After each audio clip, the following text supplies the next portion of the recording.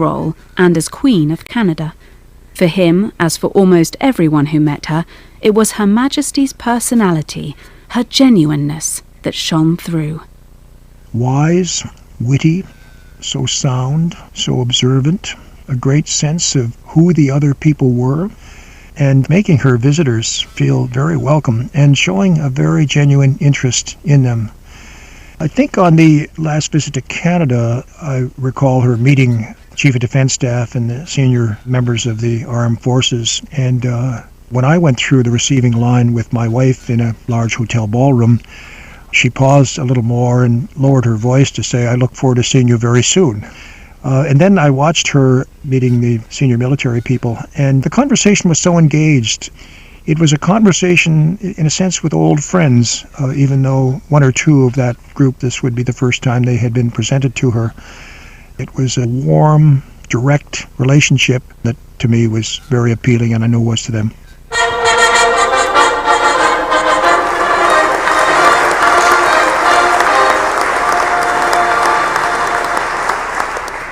Having on so many occasions been welcomed to opening ceremonies around the Commonwealth, it is a pleasure this time to welcome you to my own home. It was in her role as head of the Commonwealth that, addressing the many senior representatives of its 53 member countries, in 2018, Her Majesty opened the biennial Commonwealth Heads of Government meeting in London. I remember my own lifelong commitment, made in South Africa in 1947 at the age of 21.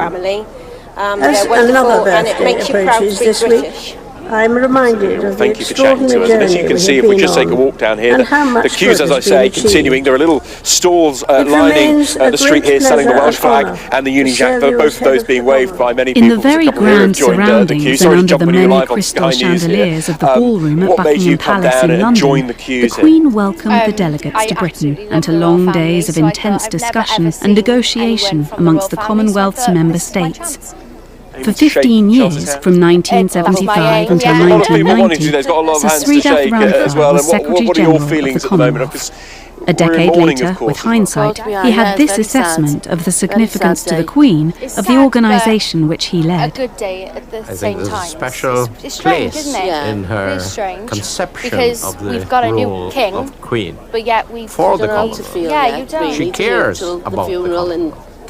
Without her presence, on Monday. The Commonwealth will feel that it is missing since 8 the o'clock this morning, so we're definitely watching it on the TV. And like the captain, well, thanks for joining us. I hope you get to meet the King. You'll be getting let in around 45 minutes or so. The first 2,000 people who've come down to Cardiff Castle will be allowed inside the castle walls and maybe given that opportunity to indeed shake the King's hand, meet him. But I think speaking just to those people and people here all morning, it is that balance, isn't it, at the moment? We are in a period, of course, of national mourning, people remembering Her Majesty and what she meant to the people of Wales and the United Kingdom. Of course, also welcoming now the new knows his country very well. And the Queen knows that new all. relationship which will be formed in the years to come. Hence, the importance she has attached to travelling in the Commonwealth.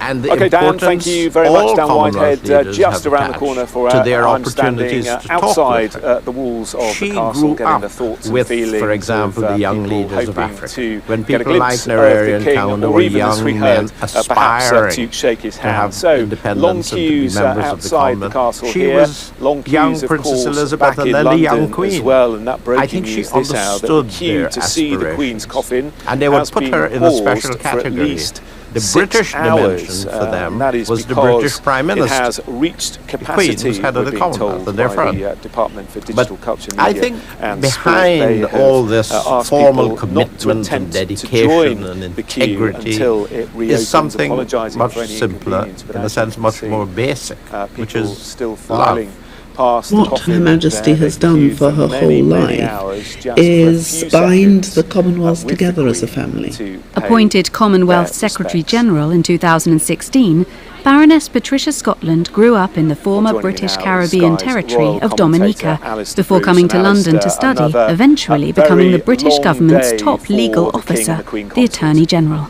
The Caribbean, most of the Yes, Caribbean but it starts where I did think you'd not most take wish their to, and independence that till is the going to a 1970s. service So of she was always the head commemoration of of state. the Queen.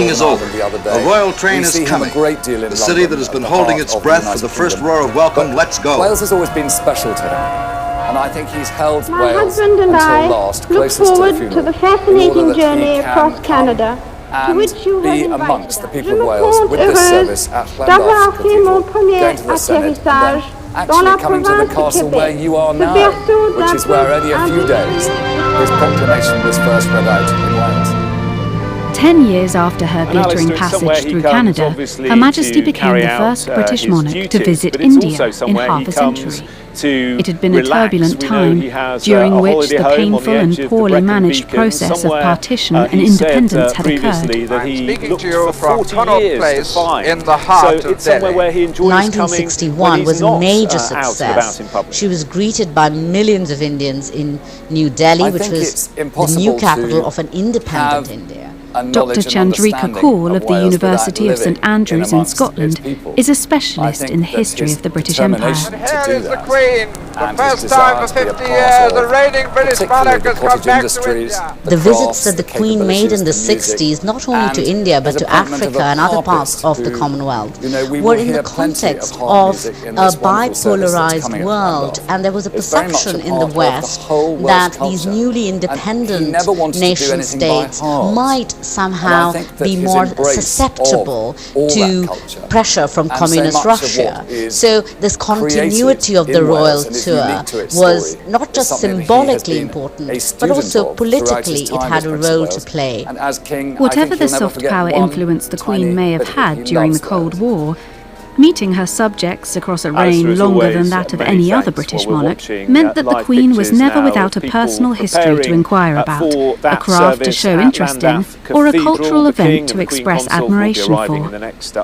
Hugo Vickers, author of numerous books about the life of Her Majesty, made the observation, when interviewed a few years before her death, that the Queen had two distinct personas: public, as we've just been hearing, and private. And she has sometimes been known to ask the question, what should the Queen do you suppose? In other words, what should she do in her position as Queen, which is perhaps completely different from what she might do as a person all by herself.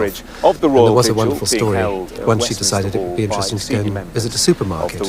She'd never been in a supermarket other than when she'd opened one. And so she was wandering along the shelves and having a look at everything until Good morning a lady from came Victoria up to her and Tower said to her, Gardens in "My dear, I Westminster, must just tell where you, thousands you do of look mourners awfully like the are Queen." continuing To which to she queue replied, for their chance "That's very to see the reassuring." Queen Mostly, though, the Queen's visits were very different from that secret shopper experience. In the last few minutes, the Department for Digital Culture, Media and Sport has announced that She's smart. What a beaming smile. Waving to the thousands and thousands of people. What an opportunity for the children to see the Royal Party once again. And nowhere was Her Majesty's magic more apparent than in Lagos, Nigeria. When on a visit in 1956, she was almost mobbed by a vast crowd of youngsters. For their chance to move inside Westminster How are they going to get out of this? I don't know. Images now. These are live pictures. This is King Charles III and the Duke riding high over the crowd, over the chairs and the forest of flags. Gloucestershire, setting off thrill for everyone. This is really one of those moments of a royal tour absolutely worth waiting for. You're listening to The Queen and Her People with me, Tuppence Middleton. After the news summary, how the Queen forever charmed those on whom she bestowed her regal smile, how she smiled through adversity, and how her dry and witty sense of humour was never far from her lips. Coming up in a few minutes. Don't go away. This is the BBC World Service, where Rahak Sarah is on a quest to find her family's origins. In August 1970, Westminster Hall, where there is airport-style security. From there, it winds its way back through Victoria Tower Gardens, on the embankment, and across Lambeth Bridge. And for those who require it, an accessible route is available, starting at Tate Britain, where timed entry slots are issued. That queue starts at Victoria Tower Gardens, where I'm standing now. On the opposite side of the River Thames, it stretches along the South Bank. That's past the London Eye and the Tate Modern, and goes back to London Bridge. And as we've been reporting this morning, the queue has now reached maximum permitted length at Southwark Park in Bermondsey, with entry there now paused. We understand it to be paused for 6 hours. Well, officials estimate that 350,000 people will be able to view the Queen's coffin here in Westminster Hall. Well, we can take a look now at the current length of the queue to get into Westminster Hall. These are the estimates provided by the Department for Digital Culture, Media and Sport. we can see that the queue is approximately 4.4 miles long, and that means that those who are joining the back of the queue could be waiting at least 11 and a half hours to reach the end point here at Westminster Hall. And if you're looking for the back of the queue this morning, the nearest landmark is Bermondsey Beach. Well, Sky's Ivor Bennett joins us now from the carriage gates in Westminster with some people who have just walked past the Queen's coffin. Ivor. Yeah, although no one is allowed to join the end of the queue for now, people are still coming out this end, the other side, having completed the queue, as it were. So these are the lucky ones who have already made it through. I say lucky, they have been queuing overnight. These people coming out now joined the queue around midnight, so they spent 10 and a half hours in the queue to see the Queen's coffin, and actually watching people's reactions as they come through these gates, it's quite interesting. Some people are actually wiping away tears. Clearly it's a very emotional experience. Even though it's only a couple of minutes people get inside Westminster Hall after waiting such a long time. It is a very moving experience, I'm told. It's very serene in there, peaceful, sombre, and a very striking moment. And there is actually one volunteer here handing out tissues to some people if they need it. Other people are taking selfies, marking their achievement, having made it through to the other side of the queue and being part of this historic moment. I'm joined by a couple of families now from North London who have just been to see the Queen's coffin. Marcus and Basilica here with their daughters Louisa and Natalie. How are you holding up after a night in the queue? You joined at midnight, didn't you? Yes, we started at 12 o'clock our journey, and then we joined the queue around 12:30. And so we... How do you feel? Tired? It's not really tired. It's really exciting. It's really it's kind of an achievement, honestly. We're really happy. Yeah. We're happy to see that coffin, and it's joining the part of the history. You know, it's a good event. What was it like when you walked in that hall? What was the moment like when you saw the coffin? It was quite emotional, and it is so nice to see as well. But it's sad that she's died. But it's it's a historical moment. So we don't want to miss it. We just so we came to respect her, to give our respect to her. And that's why you came, and you picked midnight to start queuing because you thought that was the shortest time. Not really. We know it. We knew that it's going to be long, but we don't mind that because it's worth it. It's worth it. Well done, because if you started this morning, you may not have made it in today. And Louisa and Natalie, how do you feel having been through the queue, stayed up all night, and then seeing the coffin?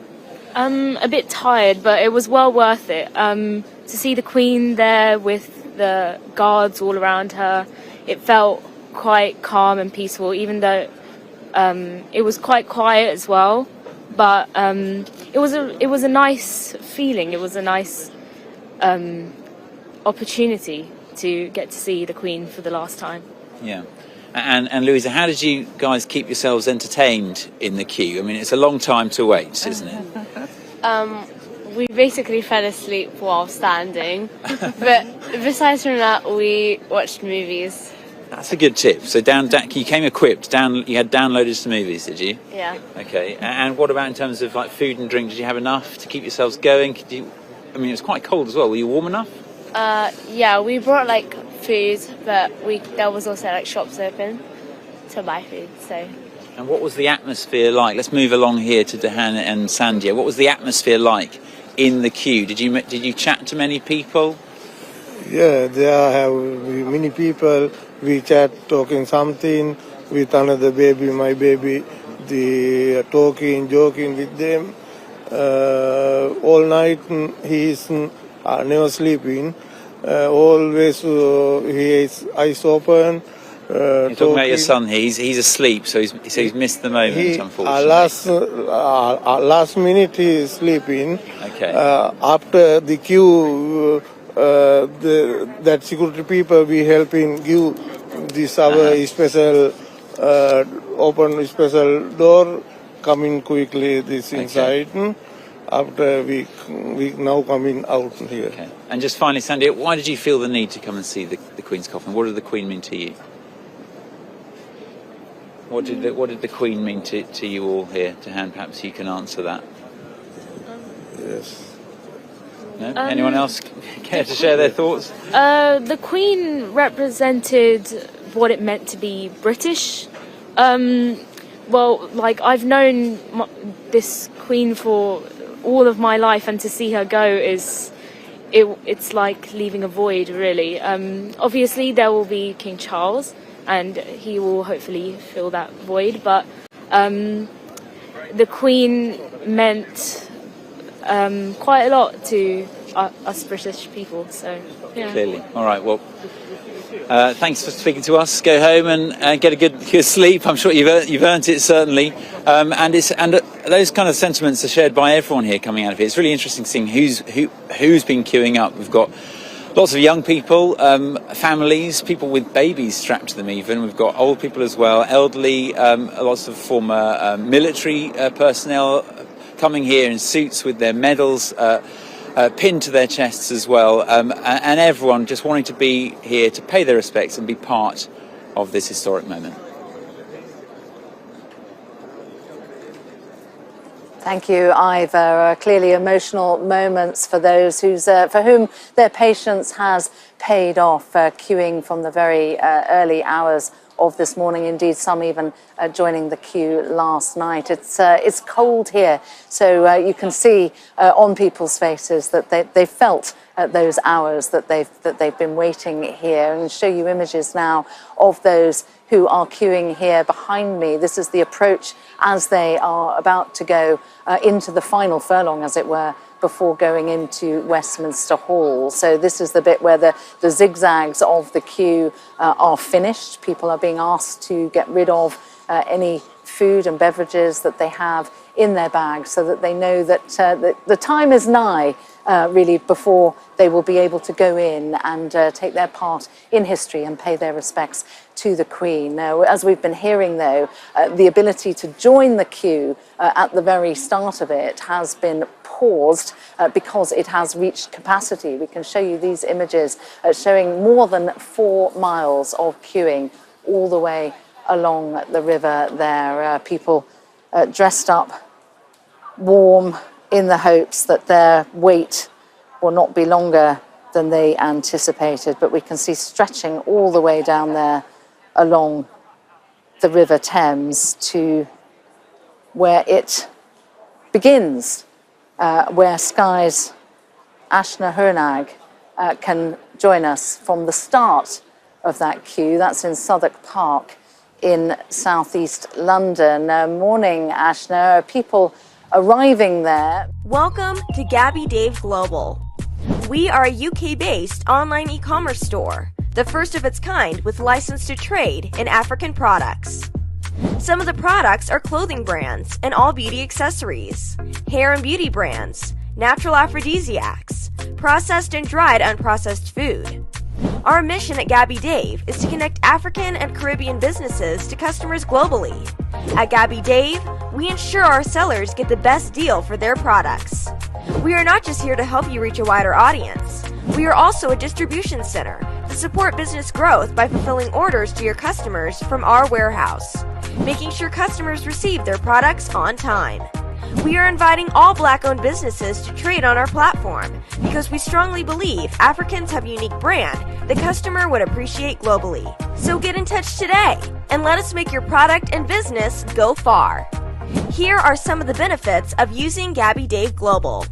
User-friendly platform, track your shipment, online support, transparent process, multiple SKUs, multiple products, a platform that encourages manufacturers as well as traders. Our marketing and PR interventions amplifies yours. Organized products and categories for easy access and navigation. Access to global community, especially within UK and Europe.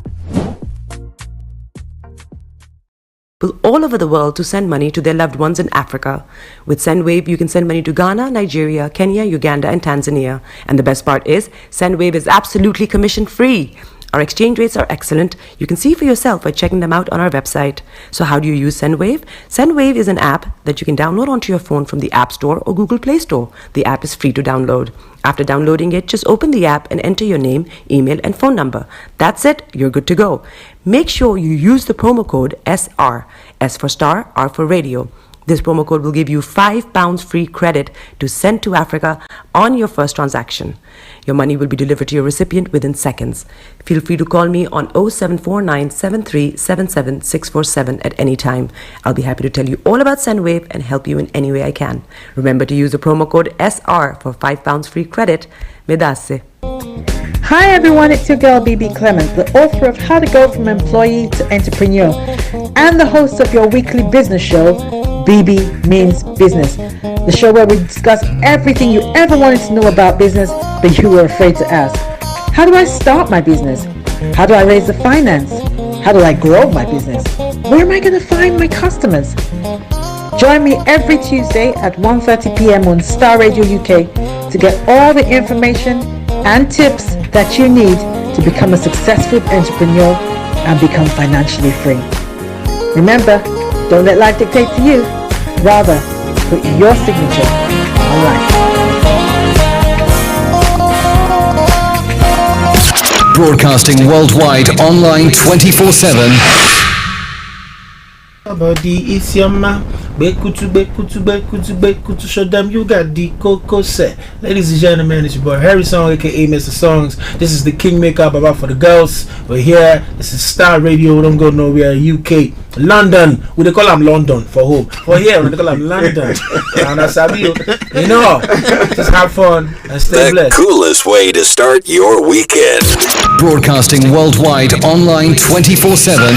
All around the world. In your car. At work. At home. On your smartphone. This is Starr Radio UK. Are you ready to turn it up? 10, 9, 8, 7, 6, 5, 4, 3, 2, 1.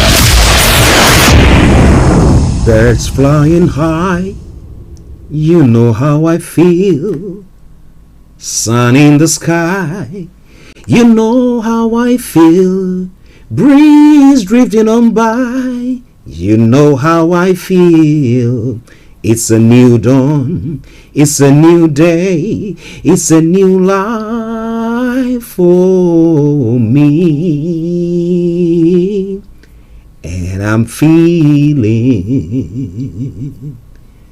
good. And the morning. Hey there, this is Archie, and it's Starr Radio UK and the morning show.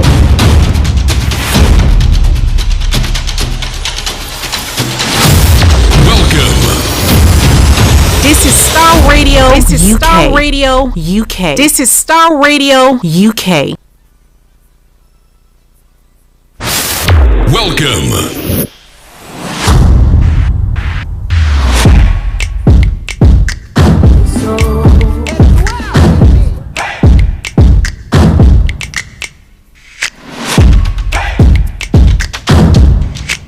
Broadcasting worldwide, online 24/7.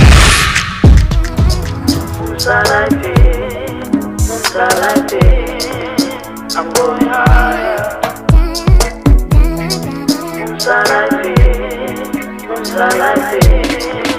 I'm going higher. The Lord This is Starr Radio UK. Welcome. So whom shall I fear? My fortress. Okay, let me say massive good morning, good afternoon, good evening, good dawn to you wherever you might be on planet Earth, and those of you on other planets as well. We want to salute you all and welcome you to the Friday edition of the morning show. Today is the 16th day of the 9th month, September, the year 2022, with the time now 10:45. Running behind time like no man's business. But hey, let me say happy good morning to the team this morning, Mr. Frank Davis, Mr. Olayomi, Mr. Dan Tabiri, and my able producer, Mr. Francis Gaye in the house.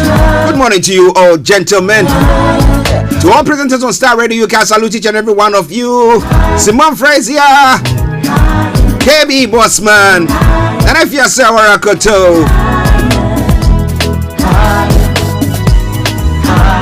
and all the others there as well.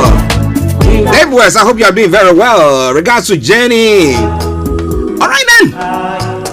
My special good morning also goes to Miss Gold. Hey. All the way in UAE. Miss Gold, I hope you are doing very well. Thank you very much for joining us once again. And then let me say good morning also to Sir Moses, good morning. Anthony Adedeji in the US, good morning to you. Aziz in the US, good morning to you. All of you in America, I salute each and every one of you. Those of you in the African continent, and those of you in Asia, Europe, and here in London.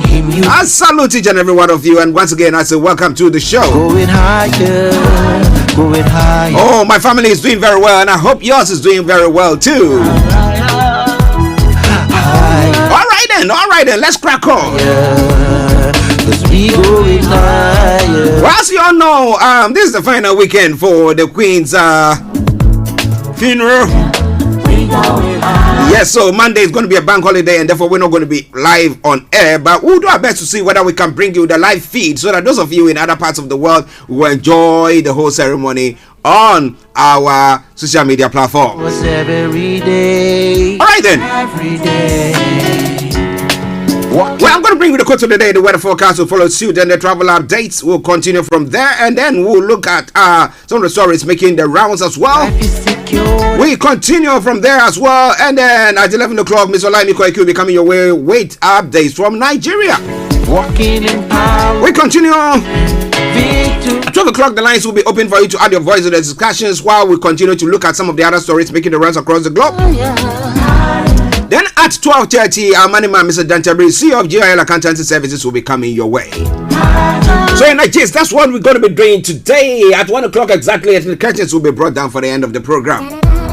Playing in the background, something from Edith Morrison featuring Joel Evans. And they say going higher. So we're going higher. Who doesn't want to go higher? I want to go higher. Not too high to, just evaporate and get into heaven. No, not yet. We got lots of things to do on earth, to create the impact, to make an impact here. The Queen has done hers and she's on her way. Now, what about you? All right, then, let's move on. The quote of the day says, whenever you decide and make the effort to rise to the top, there is an unseen force that tries to prevent you. The unseen force fights against every achiever, no matter your constitution. Well, so there is an unseen force. But as the song we are listening to says, I didn't look at the code before I selected the song. I just put a song on and let's play something. When the coincidence coincides, somebody calls it the miracle. Well, so going higher, it's not easy to go higher. But hey, the odds are against all of us, but we can still make it. What about that? So make sure you are making it. Let's move on straight to the weather front whilst we look at some of the other stories as well. On the weather front for the weekend, yes, here in London and the southeast of England, this is how the weather is going to be for you. Through the afternoon, scattered showers will develop for a time, but sunny spells will persist in between, cool and breezy. Now tonight we're looking to be dry, and there will be extensively clear skies for most, just one or two light patches of cloud drifting in, winds easing a little and becomes chilly in places. Now UV level is going to be moderate, pollution is going to be low, temperature is going to be 18 degrees, the lower is going to be 7 degrees, sunset 19:14 and sunrise for tomorrow morning 06:36 hours. For the weekend, tomorrow is going to be a mixture of cloud and sunshine like today, and the temperature is going to be 17 degrees, the lower is going to be 9 degrees, a bit chillier. And then Sunday as well, 17 tops, 11 low, and then Monday 18 tops and 11 low. Well, so in a gist, that's what is going to happen when it comes to your weather front. But it's all coming away from Starr Radio UK. Okay, let me take a quick break. Let me just let's cross over straight to the travel updates and then let's continue the show.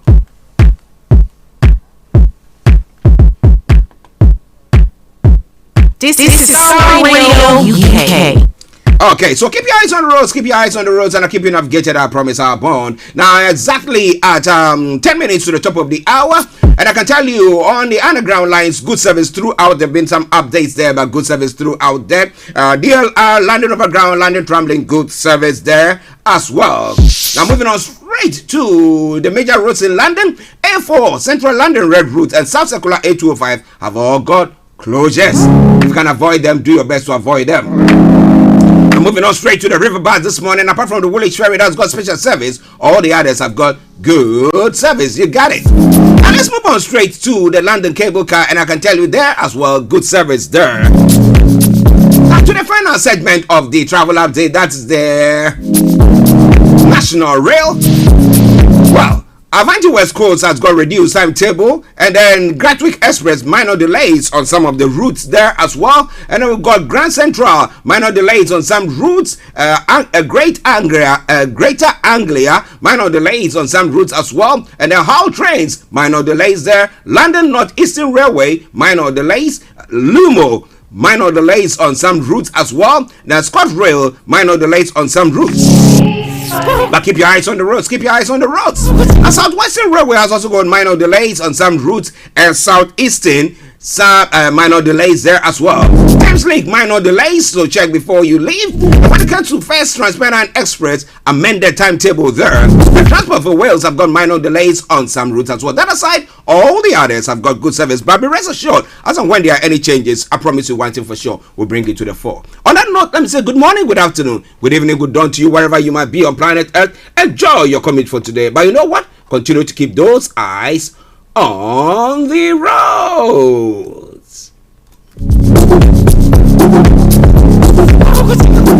Tune in to On Point here on Starr Radio UK with Empress Regina every Monday at 5 p.m. GMT. Looking forward to your company.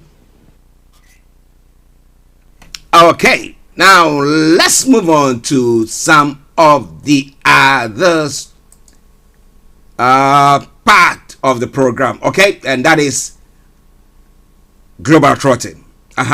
Just bear with me whilst I load that on. Okay, so now 7 minutes to the top of the hour and Global Trotting for you this morning. What is happening across the globe? Now, some of the stories we're going to be looking at. PDP unveils Presidential Campaign Council for 2023 election, and the PDP crisis resolved. Atiku gives Governor Wike crucial appointment. Is it bribery? Yeah. Okay, and breaking, another trouble springs up in PDP as powerful leader reveals raging, and we're going to be talking more about that. Atiku accused of stealing economic policy documents.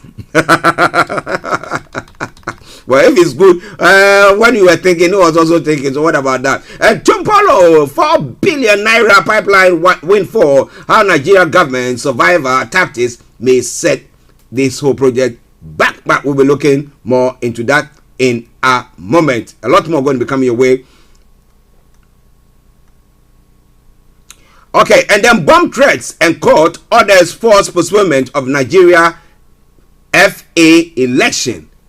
Really? A heavy gunfire in Delta community over boundary disputes. Those are some of the stories making the rounds, and I promise you one thing for sure, that we're going to be bringing your way. Now moving on to some of the stories making the rounds in Ghana as well. Yesterday was on my colleague Mr. Frank Davis was talking about some videotapes that have been seem to be in the hands of Aisha Wan's camp, let me call it that way, and they're saying that releasing Aisha Wan's alleged sex tapes will be a crime. Charles Bissio is saying, now listen, he that is down, need fear no fall. Okay, so Aisha Wan will say, if you guys are trying to get me out of this place, then I'm going to do that. I'm just going to ruin all of you, and therefore, okay. Some other story. Aisha Wan is an MPP financier. NDC is alleged. Well, Aisha Wan seems to be making the headlines there. Mahama being paid all emoluments due him is becoming a threat to democracy. That's what the MPP is saying. How is it becoming a threat to democracy? Are they trying to give a dog a bad name and then hang it? Is that what they're trying to do? All right then. PNC to elect branch constituency and regional executives from the 1st of October 2022. Those are some of the stories making the rounds. And then I shall want charges private legal practitioner to prosecutors. Okay, review I shall want charges. That's a private practitioner is telling prosecutors. So what charges are they thinking of now labeling against her or bringing her to court or charging her with? Okay, we'll be looking more into that. All right then. And disregard transport fare hike announcement. GPR2 GRTCC is saying there as well. It's Sadiq Kufuor prides himself on election won amid hardship. Mahama is also saying. Now moving on to other parts of Africa as well. South Africa's president is to meet their U.S. President Joe Biden here in London today. So I know that they are all in town when they're going to be paying their homage to the Queen as well. IMF urges caution on economic reforms in sub-Saharan Africa. What caution are they talking about? South Africa's president faces independent inquiry into burglary case. Well, you remember back in the day, he said one of his farmers thereabout was burgled, and then he's facing charges for that. As to whether it's true or not, well. Now, Adeshola, good morning. Good morning to you. He said good morning, Koike. All right then. Now let's move on straight to some of the other stories making the rounds in other parts of the world as well. Now, hundreds of graves found in freed Izium, Ukraine. More than 400 bodies are thought to be on a site in the city which Russia occupied, where they're going house to house, pulling people out and killing them. And Putin and Xi, an increasingly unequal relationship. The two leaders hold talks, but it's not quite a case of best friends forever. Well, maybe they're just doing that in the public. But back there, back home, back behind the scenes, they might be doing something that you never know. The U.S. star is sentenced to 15 days community service over a fight in a New York strip club in 2018. Who is that? Rapper Cardi B. Okay, she pleads guilty to assault charges. Well, if you look at the fingernails, I think she went scratching. All right, it is Starr Radio UK. Now, here in the UK, as you know, today Friday, queue to see Queen's coffin reaches capacity with entry to be paused. So at the moment, the entry has been paused. So if you want to get in there, please, wait a bit, because where it's coming from now, I think it will take you ages to get there. And the Queen's grandchildren to hold lying in state vigil. Prince Harry will wear military uniform for the occasion at the request of his father, King Charles III. A queue for Queen's lying in state reaches capacity. As I said, crowds gather to welcome King Charles III in Wales. People are arriving in the Welsh capital for his first visit to Wales since becoming a king. 2 police officers are said to have been stabbed in central London. That's some of the story. The Chinese delegation banned from lying in state. The Commons Speaker refuses access to Westminster Hall over Chinese sanctions on UK. Okay, we'll see what is going to happen then. Well, this is a lot more we're going to be looking at in the next few moments, but enjoy the rest of this song from Edith Morrison. And as per our quote for the day, let's go higher, because the force that is oppressing you or opposing you is the same force that is opposing me as well. But hey, let's do it. Go higher. Enjoy the song, and I'll be with you once we have Miss Olayomi Koike.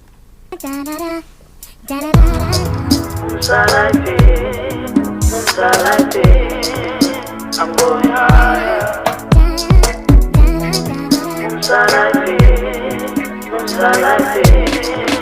I'm going higher.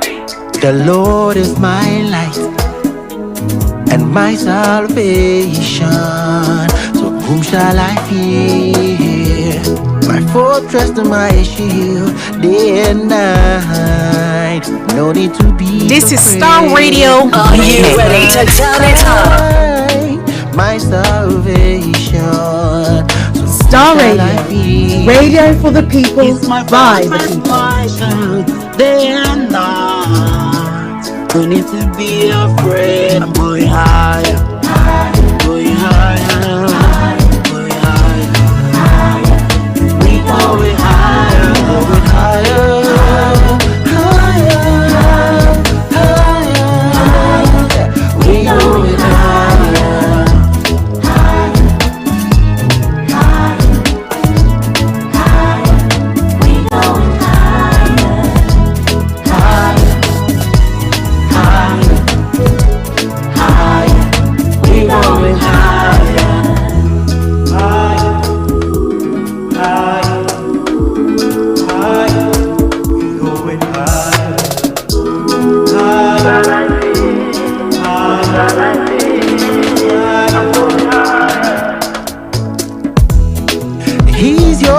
confidence in His love you can trust. So no need to be afraid.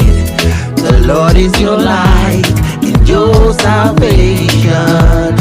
In Him you can trust. We going higher. We going higher. Going higher. We going higher. Higher. Going higher. 'Cause we going higher. Higher. Higher. Higher. We going higher. Higher. Higher. Higher. We going higher. My life is secured and renewed. This is Starr Radio UK. Broadcasting worldwide online 24/7. Walking in power and victory. My life is secured and renewed in His words every day. Every day. Walking in power and victory. Going higher. Higher. Higher. Higher. We going higher. Higher. Higher. Higher. We going higher. Higher. Higher. Higher.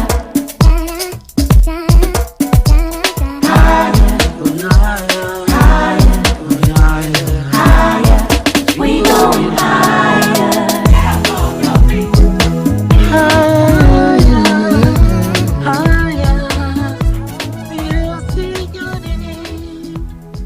Hi guys, this is your friend Uruj from SendWave. SendWave is a money transfer app that is used by people all over the world to send money to their loved ones in Africa. With SendWave, you can send money to Ghana, Nigeria, Kenya, Uganda, and Tanzania. And the best part is, SendWave is absolutely commission-free. Our exchange rates are excellent. You can see for yourself by checking them out on our website. So how do you use SendWave? SendWave is an app that you can download onto your phone from the App Store or Google Play Store. The app is free to download. After downloading it, just open the app and enter your name, email, and phone number. That's it. You're good to go. Make sure you use the promo code SR. S for Star, R for Radio.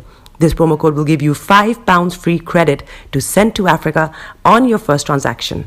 Your money will be delivered to your recipient within seconds.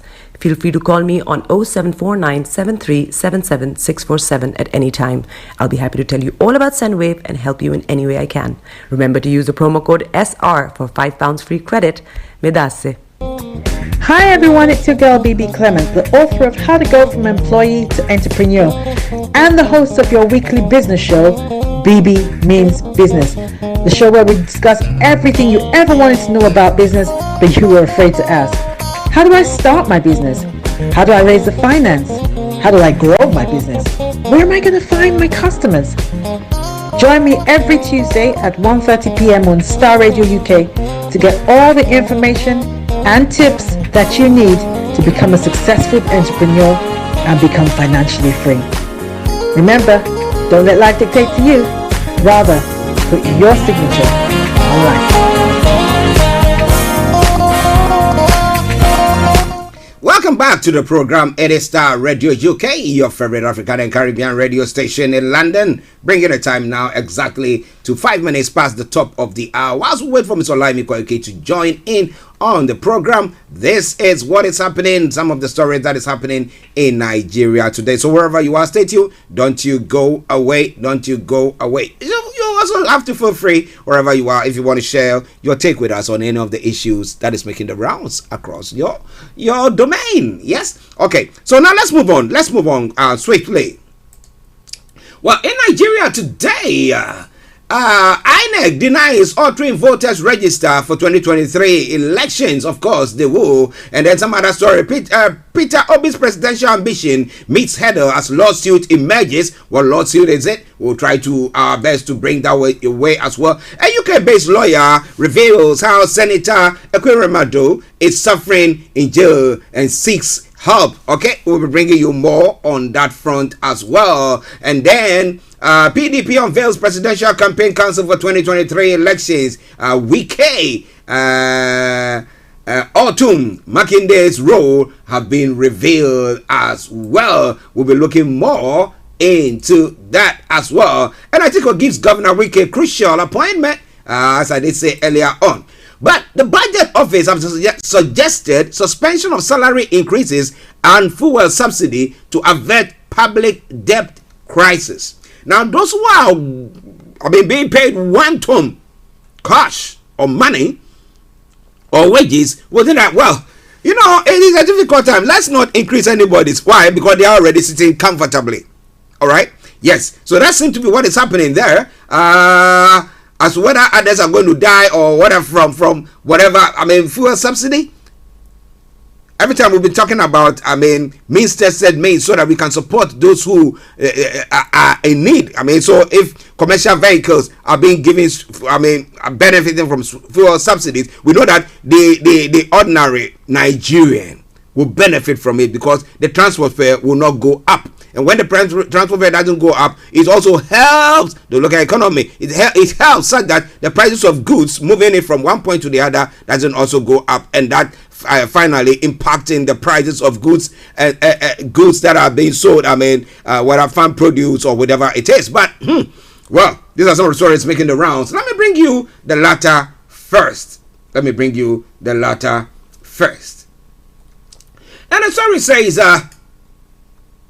The Federal Budget Office has advised Nigerian government to suspend salary increases for government agencies and eliminate the fuel subsidy to avert a debt crisis and ensure Nigeria's debt sustainability. Now, this was disclosed by the Director General Budget Office of the Federation, Ben Akabuezi, while speaking yesterday at the 46th Institute of Chartered Secretaries and Administrators of Nigeria annual conference in Lagos on the theme, The National Debt Burden, Causes, Effects, and Realistic Economic Solutions. Now, this pronouncement comes after Nigeria's debt service surpassed its revenue in the first 4 months of the year. The debt service gulped a sum of 1.94 trillion naira between January and April 2022 against a retained revenue of 1.63 trillion naira. Now it goes further to say, Ben Akabuezi stated that it is crucial to ensure that public debt is sustainable to meet this challenge and allay worries about rising debt and debt servicing. He said, to address this challenge and to relieve the concerns on the rising debt and debt services, it is important to ensure that public debt is sustainable, and for this to be, urgent decisive measures are required to avert public debt crisis, and these steps are critically around enhancing revenue and then improving expenditure and blocking leakages. Blocking leakages, interesting. Yeah, for the where. Okay, now he also asserted the elimination of the fuel subsidy by the scheduled deadline of the end of June in 2023 or earlier, and suspension of future pay hikes will ease the debt burden. Now, those on the lower scale will look at this story and think, what the heck is that? Now, those on the upper scale will think, well, you know, it's difficult, but they know that they can survive because they've got a means. Whatever is being paid them is enough, as I said earlier on. But if you're a common Nigerian, a clerk, do you think whatever they are saying there is good? Because it's going to impact you, your local economy, and of course your home economy as well. The federal government is already negotiating raises for some government employees. The federal government has revealed that it can only afford a 23.5% wage hike for lecturers and 35% compensation increase for professors as it attempts to resolve the present impasse with the Academic Staff Union of Universities, that's ASU. Nonetheless, the government is struggling to meet salary obligations, with Nairametrics reporting that at least 12 states owe at least 1 month's compensation to their employees as of July 28, 2022. Now, furthermore, governments are failing to meet. Okay, let me just pick that whilst we have Mr. Olayomi Koiki, who is already there, going to be coming your way. Okay, his line is dropped. Yomi, call us back, call us back, call us back. I don't know why his line dropped, but he's going to call us back. Just bear with us. Just bear with us whilst he calls us back. Okay. Yes, I think I've got him now. I think I've got him now. Okay. Listeners, just bear with us. He's doing his best to, line up the call. I don't know what is causing it, but he's working on it. So from the North London studios, the technical team are seeing to what is happening there to address that. But just bear with us. So whilst we're getting him ready to come on, in 2021, the federal government of Nigeria spent 4.22 trillion naira on debt servicing, up 29.3% from 3.27 trillion naira the previous year. But income climbed only marginally by 9.3% to 4.39 trillion naira. Nigeria debt service to revenue ratio climbed from 81.1% in 2020 to 96% in the fiscal year under review. Meanwhile, Nigeria overall debt stock increased to $100.07 billion in the first quarter of 2022, up from $95.78 billion the previous quarter. Now, the leakage in the system that we were talking about, how is that even panning out? That is the issue there. What exactly is even going on there? Well. It is all coming away from Starr Radio UK. It is your favorite African and Caribbean radio station in London. Whilst we wait for Mr. Olayomi Koiki to join in.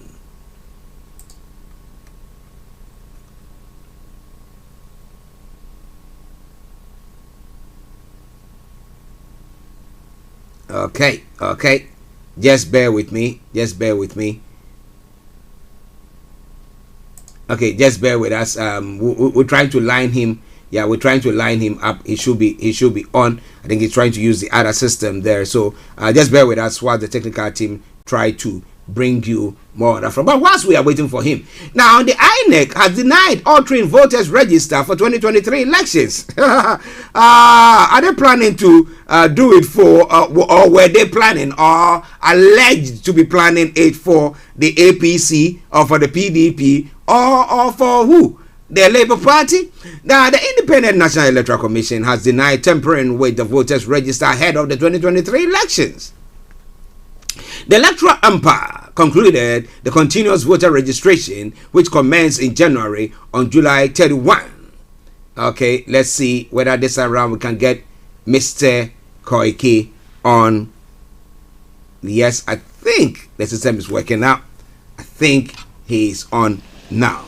Okay, so let me just cross over to him in our North London studios, where he's all ready to be firing on all cylinders. And let me say good morning to you, Yomi. A very good morning. Your sound is a bit low on the other side. Okay, is it better now? Much better, because we have transmission that is being picked from this end as well with all our listeners on all the platforms. I say very good morning and sorry for the slight delay. It is just one of those technical days that we have to deal with, just like yesterday. But we're good to go now, and I say very good morning to you, Mr. Archie. Good morning to all our listeners, and welcome again to Starr Radio UK. Yes, how are you doing, sir? Well, it's been a very beautiful day, but I think the weather is getting a little bit nippy. I'm not sure why, though. I don't know how those that have been queuing for 9 hours have been doing it. Yeah, but it's one of the last sacrifice that you can give when somebody died. So you can imagine those that have been queuing in. I'm doing very well. I actually fell asleep on my sofa yesterday, only to wake up about 3 a.m. and I realized that I was not on my bed. And it's just one of those things. I actually was listening to one of our media presenter in South Africa, and eventually slept off, only for me to wake up. And it seems the family doesn't like to disturb because they're not sure whether I'm running a program, even though I was actually sleeping. You see, people don't know this job that we do. That's what I was just saying. Yeah. While before coming in, I said people don't know, what it entails. People just see the big presenter on the screen, but you don't know the technical part of what they have to go through before you see them. But that's the beauty of the technology. Yeah. I mean, far back in some 30 years ago, we couldn't have get what we are having now. I'm actually monitoring another screen in front of me, right in the southwest of Oyo State in Okeogun, where the Yoruba campaign mega rally have just begun about 30 minutes ago, with a large numbers of people, as I continue to monitor the screen right here. Yes, listeners, interesting. We'll be going to that story first before we go to any other. But let me acknowledge Adebola Adetayo. It says good morning, sir, and good morning to you. Hope you are doing very, very well. And as we say here on this platform, may Nigeria never happen to you. All right then. Now let's go to the rally, the mega rally that is taking place now. A brief on that one, and then we can move on to some of the stories making the rounds. Over to you, sir. Yes, sir. The rally that is actually going on as we speak right now, and I hope you can still hear me back. Loud and clear. Yeah, the rally that is going on is just one of those, peaceful means that the Yoruba wants to use to enlighten, our people. I mean, we've been told that people are not listening to us because of the, lack of strong communication on the ground, because we don't have access to the radio in Nigeria. The government is not giving us access to the full media at home. But what we can still do is, according to the fake 1999 constitution, we still have the right, to go out there and do peaceful means of rally and protest, which has been going on. So today is just one other day, as tomorrow there's going to be two simultaneous one in Abeokuta and one in Ondo State. But like I said, if I just turn the audio on a little bit.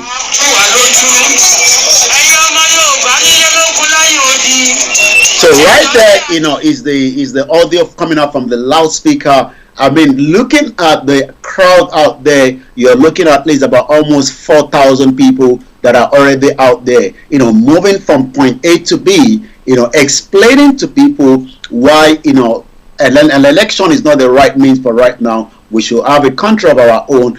Just as I was explaining to someone, our listeners this morning on a very short interview, short broadcast I did this morning, just on that 1 hour, where we don't want a situation where we have to keep fighting before we get a Yoruba nation. We want it to be peaceful. We don't want it to have that violent tone aspect of it, because if you look at East Timor was the first country in 21st century in 2002, May 20, that had their independence, but they had to literally go through a lot of fight with the Indonesian government in 1975 when they actually declared their own nation.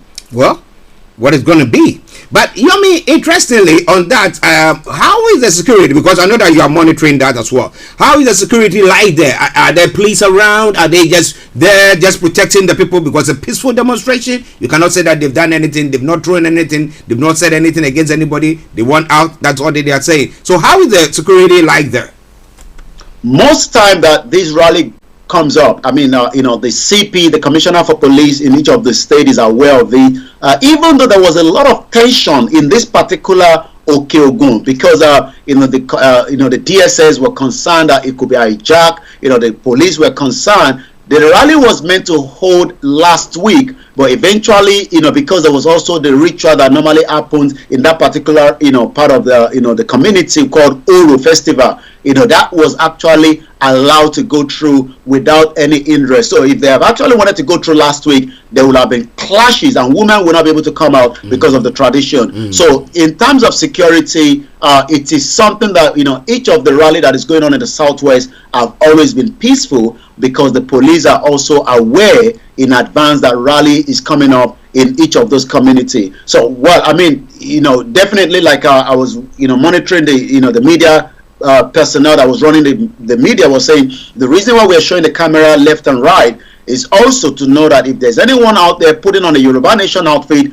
and trying to be a hoodlum, we want to capture them on camera and then make sure that they are reported to the nearest authority, because what they are actually out for is not to destroy, is not to create problem, is to create what we call awareness that is also allowed under the international law, under the United Nations law, that we have the right to self-determination. Okay. Now, before we leave that the rally, because one important thing, because I remember back, was it last year or before then, when you were on the ground, and then there were a few rallies that was held, and the Lagos rally that was supposed to take place, and then we had the DSS coming in, raiding the residence of Chief Sunday Igboho and everything that happened. But who are the leaders leading this? Because we know Sunday Igboho is not in the country.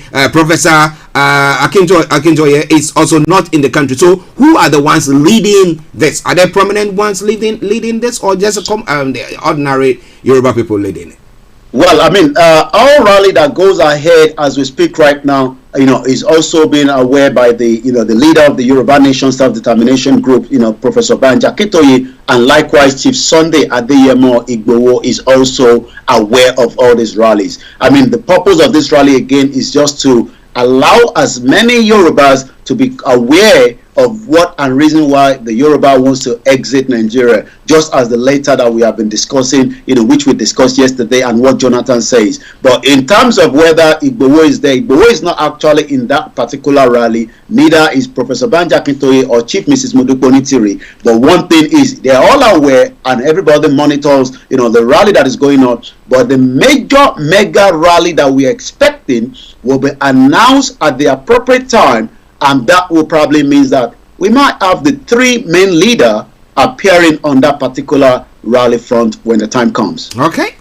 Now, when it comes to, final listen on that, the number of people on there, involved in it now, the 4,000, about 4,000 that you're talking about, is it over or above, or is average, so that you said, okay, maybe some are a bit skeptic about maybe what will happen and therefore decided to stay away from it? So 4,000, is it enough, or you were expecting more than that?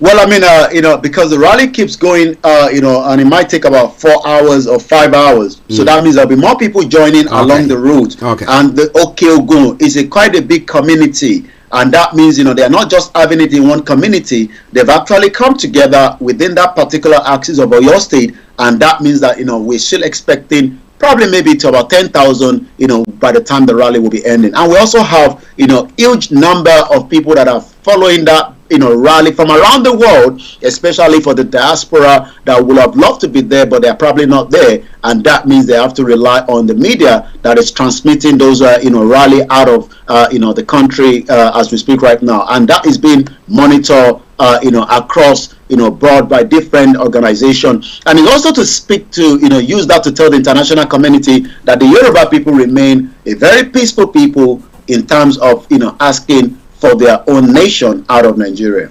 Okay, listeners, that is updates from Nigeria coming your way from our North London studios, where Mr. Olayomi Koiki is, and there's a bit of update on the rally that is taking place in Nigeria at the moment for the Yoruba Nation Awareness Campaign. Let's call it that way. All right, then. So now let's move on to some of the other stories making the rounds. Mr. Koiki. Well, it is another week as we're going into the end of the week. And then, that means that, this weekend, the only way to enjoy whatever is going on is to make sure you stay tuned on Starr Radio UK as we also continue, to broadcast, all the event of the, happenings, especially after the death of the late Queen Elizabeth II, as we also probably will be on the ground on Monday for live transmission from that area. 450 billion earmark for ghost workers. fake project in Buhari's 2021 to 2022 budget, according to the ICPC. From our own end, detection of such project is done by verifying their locations and names, says ICPC Chairman Bolaji Owosonuye. The Independent Corrupt Practice and Other Related Offense Commission, ICPC, has revealed that ministries, department agencies, and MDAs padded the 2021 budget to the tune of 300 billion naira. The padding was carried out by duplicating projects, shooting the budget to 13.59 trillion. The Anti-Corruption Agency disclosed that the MDA also padded the 2022 budget with duplicated projects amounting to 100 billion naira, increasing the current year budget to 17.12 trillion, aside from the 49.9 billion discovered as salaries for ghost workers between January and June 2022. It's not the first time that we've seen or heard about budget padding. I mean, I'm not sure whether this happened in Ghana, but I mean, it's not just about the APC. This happens so many times, even during the 16 years reign of the PDP from 1999. We've seen budget that will probably be duplicated. We've seen ghost workers, and I've also seen some Nigerians that are meant to be at work, but they are currently not even in Nigeria. They have actually reside outside Nigeria, but they are still being paid on the other side of the globe, and that is the kind of calamity that befalls a nation. I was yesterday hearing that Buhari will be coming to the House to present the 2023 budget, according to the Speaker, Femi Gbajabiamila. But the question is, how do we talk about 450 billion padded budget that is now making the budget itself shoot up, and that is also going to be having a lot of effect on so many people back in Nigeria as we speak. The next headline: resident doctors have now cancelled the planned strike and continue negotiation with the Buhari's regime. We knew that they were going to go on strike, but it seems now that that is not going to be happening anytime soon, as the National Association of the Resident Doctors says it has shelved its planned strike. We continue negotiation with President Muhammadu Buhari's regime and all the other stakeholders as we have them as well. Once again, we say, the best option in any situation is to make sure that we have, once again, this is Starr Radio UK, your finest African and Caribbean radio station in London. It is 11/27, 16th of October, 2022, as we continue to look and review all the news headlines coming out of Nigeria. So we expect as many, just as ASU has been on strike, since the 14th of February, and that is almost like 7 months. You would expect a serious government, to take it by the bull, by the horn, and make sure that they can resolve all those issues. So that is a very good news coming out of Nigeria for the first time again this week, as we're ending the week. And I'm going to just go straight to some of the more other headline. Come back again to you in the studio. If you're joining us for the first time, it is Starr Radio UK, your finest African and Caribbean radio station in London. Atiku, Peter Obi, Tinubu, and others must sign a peace accord. It's not the first time that we are saying that, especially when election that is going to be very, very tense. And already I was hearing what you were saying just before I came on air, that Peter Obi wanted to be stopped from campaigning in Lagos State. We do know that there is this issue between the camp of Tinubu that thinks that he owns Lagos. He doesn't own Lagos. Lagos belongs, just to, as so many people that wants to continue to campaign, for those that really wants to campaign for the election, even though the indigenous people are saying that election is not the viable way to resolve the issue in Nigeria. But it seems now, 2023, Atiku, Peter Obi, and others must sign the peace accord. And some of the other headlines that we have: economic crisis, job loss, worsened food prices soar. More Nigerians are losing their jobs. More Nigerians are becoming more poverty capital of the world, as we do know. And more Nigerians will have nothing to eat because of the Fulani terrorists that is invading all the farms areas, destroying the crops, and not allowing the farmers to get back their returns. Nigerians' inflation have now reached 20% in August 2022, reflecting the rising cost of living crisis facing Nigerian families and the firms. It was the biggest inflation number since 2005, with the cost food hitting 23.12% on a year-on-year basis, representing 2.82% increase from 20.30% as at August 2021. On a month basis, inflation is now rose to 20.52% in the month of August from 19.64% in July, according to the latest commodity price index. And that means that there will be more Nigerians that will be struggling to have a meal in their house today. This rise in food inflation was caused by the increase in price of bread. Remember that the issue that is happening in Ukraine, where there's a numbers of wheat that is meant to be coming out of Ukraine, is literally not going out because of the war that is currently going on there. Also, cereal, food product, potatoes, yam, and other tube, fish, meat, oil, and fat are something that so many Nigerians are probably neglect having for a very long time. And when you look at Benue State, Benue State, we've been told while I was growing up that is the food basket of Nigeria. But the terrorism activities in that particular state means that Benue State cannot even feed their own community. I'll come back to you again in the studio, Mr. Archie, at 11:31 on Starr Radio UK, your finest African and Caribbean radio station in London. Updates from Nigeria from Mr. Olayomi in our North London studios. I'm Archie here in the South studios. Let me say good morning to Aziz Badasirik. It's a good morning, brother Koiki, the ambassador, and good morning to Mr. Archie. And we say good morning to you, Aziz. We hope you are doing very, very well there. All right, then. Now, interestingly, pertaining to the peace accord that they think that the various party leaders have to sign, or presidential candidates have to sign. Now, there was this story pertaining to the INEC as well, where some are alluding that INEC has deliberately either deleted some names of some people from it, or might have signed up or done something to the voters register that is going to favor a particular party. And of course, I mean, the ruling government is the one that is in power, and therefore they are controlling the shots. And I think that they are the ones that is being alluded that INEC is trying to work for them. But what do you think? Do you think that the fact that people sign peace accord will actually bring peace after the election, if it does take place in Nigeria?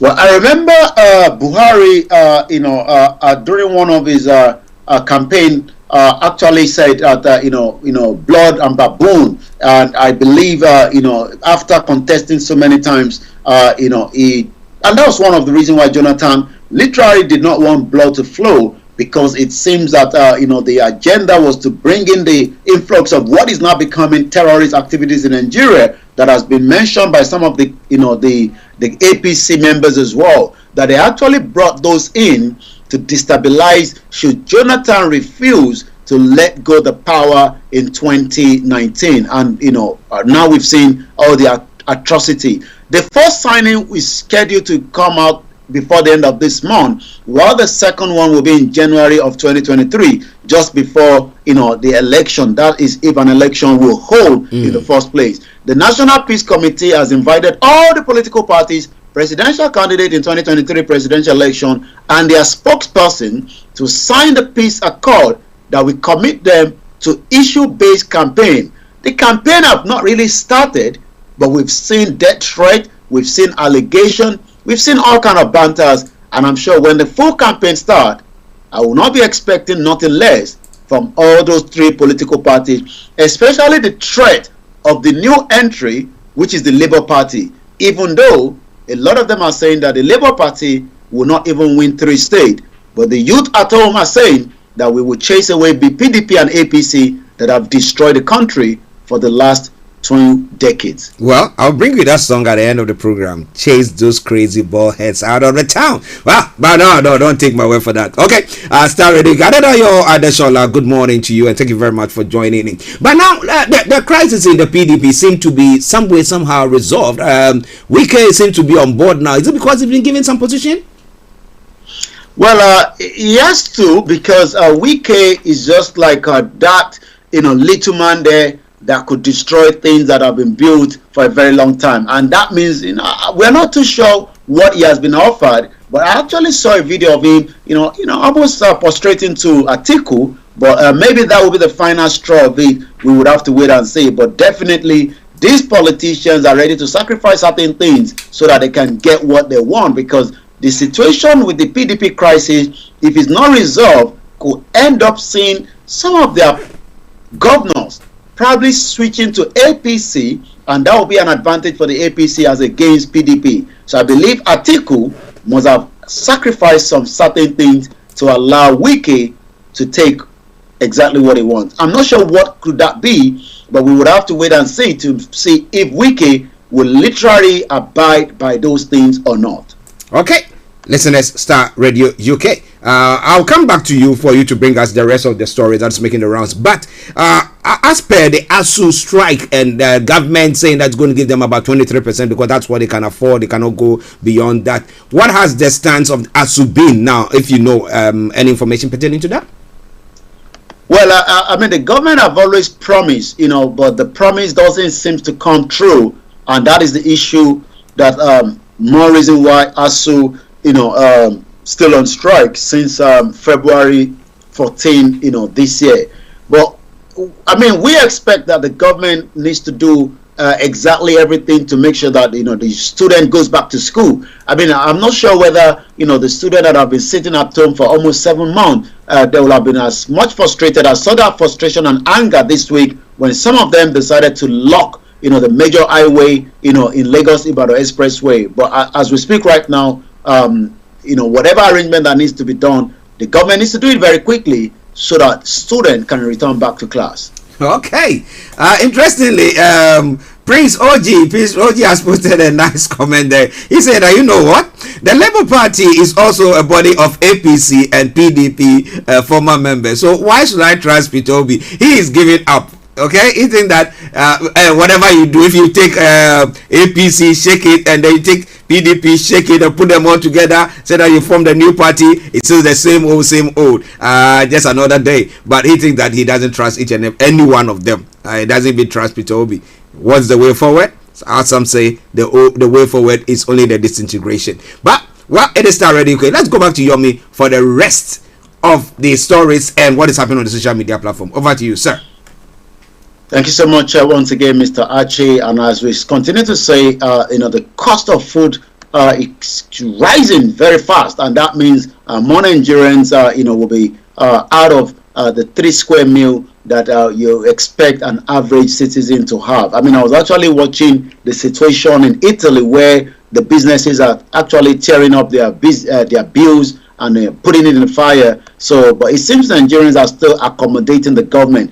Let's see what the Minister for Agriculture is saying. Nigeria, 56% agricultural land not in use, according to the minister. I mean, you wonder why we have that length and percentage of agricultural land, and we are not able to feed Nigerians, or Nigerians being able to be fed by the support of the government. The federal government said yesterday that a lot of opportunities are born in an agricultural sector, as over 56% of available agricultural land was still not used. The Minister of Agriculture and Rural Development, Dr. Mohammed Abubakar, stated this in Jos on Thursday while addressing participants at the ongoing 45th regular meeting of the National Council on Agriculture and Rural Development. It excellently tells that these individuals are probably out of their mind because they don't know what is going on in Nigeria. I mean, we have farmers that created all kind of farms across length and breadth of the country, and we have terrorists that are actually saying that if you come there, either we kidnap you or we kill you on your farm. And we saw that actually happen, when Dr. Aborode was killed, by the Fulani terrorists in Nigeria. So if you say we have 56%, yes, we do have those lands, but the land can no longer be cultivated because of the Fulani terrorists that is actually taking place. I'm going to take one more and go straight to the social media. The British High Commission closed on Monday, according to the headline, for the Queen funeral. So if you're expecting anything out of the British High Commission, whether a document to be returned, you will not be able to get that, because Monday it's going to be one of the most busiest days, not just in UK, but for so many countries across the globe where the British have all their representatives. The British High Commission office in Abuja, Lagos, and across Nigeria will close on Monday, September 19, as the United Kingdom buries its late Queen Elizabeth II in London. This is contained in a statement posted to the official Twitter page of the United Kingdom at UK in Nigeria today, Friday, the 16th of September. The Twitter, however, stated that the UK Visa Application Center in Abuja and Lagos will not be affected by the closure, The statement read, our British High Commission office in Abuja, Lagos, across the country will close on Monday because of Her Majesty Queen Elizabeth funeral that is going to be taking place in the United Kingdom. That takes me straight to what is happening on the social media this morning as we are going away for the weekend. But the weekend start with Starr Radio UK with all the activities and the news, the services that we're going to be running over this weekend. So let's see what is going on. Number 4 is still trending on hashtag Occupy INEC. Remember that on the 27th, there will be a very peaceful Occupy INEC offices across the country, where we discussed that yesterday. Abacha is trending at number 7. I'm not sure why Abacha is trending, but I believe I read a news similar to that where Shetima, the vice president of the APC candidate, is actually saying that they will give Nigerians what it takes, just as Abacha maybe was lenient or not. But what we can say as of today, $5 billion of Abacha is still being something that we are counting on after 24 years that Abacha died. And this is what Shetima actually says. Shetima, Nigeria needs Abacha hospitality. David Odoye says, at this point, the other candidates don't even need to go after this slot. Just give them the microphone and watch them slaughter themselves with each time. It's one isn't babbling incoherent nonsense about Agbado and cassava. The other one is praising, I'm not going to use that F word, says Abacha. Jeez, according to David Odoye. Imagine Shetima, that is the governor of Borno State when the Chibo girls were kidnapped, is now referencing back to the hospitality of Abacha. There's a long ride for so many Nigerians as the election is coming. Tinubu will give Nigerians friendly leadership like Sonny Abacha. Shetima, the vice presidential candidate for the APC, and that is why he's trending in terms of Abacha as well. Let's look at what Neferati says. Shetima saying Nigeria needs Abacha hospitality and Buhari's commitment, and then adding the Tinubu embodies that two qualities. That is a threat to your lives. Run for your dear lives by rejecting those who want to grab power and silence you by all means. You have been warned. And again, according to Kwaku the Hustler, this is a threat. APC is after our lives. And I have here, according to Aye Mojuba, giving me the breakdown before I come back to you in the studio, what we have collected back from Abacha. If you have your pen and paper, go along with me.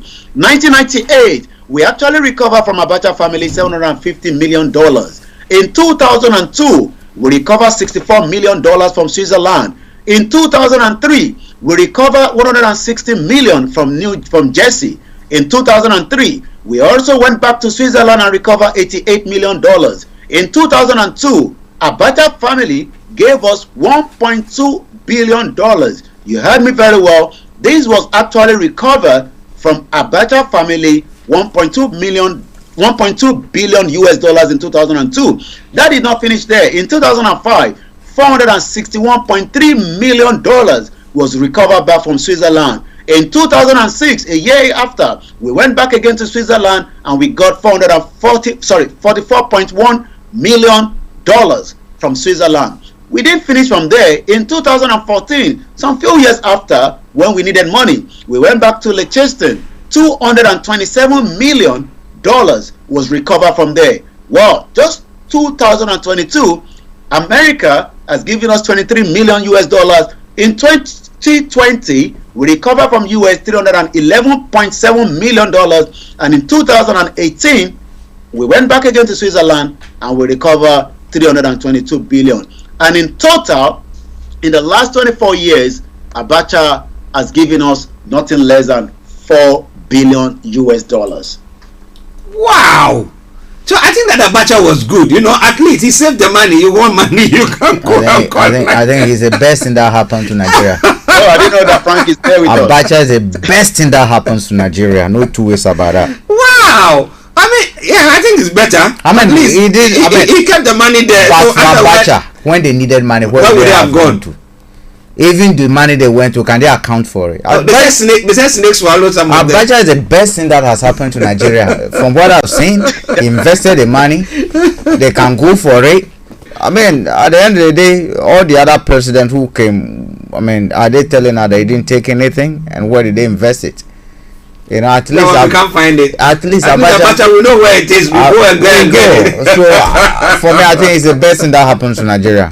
Abacha reincarnate and come and rule again. Oh goodness! You will be able to save in terms of when there's hardship, we can go for it. Well, they say if you vote Tinubu, that means Abacha and Buhari put together, you are getting that what you are getting.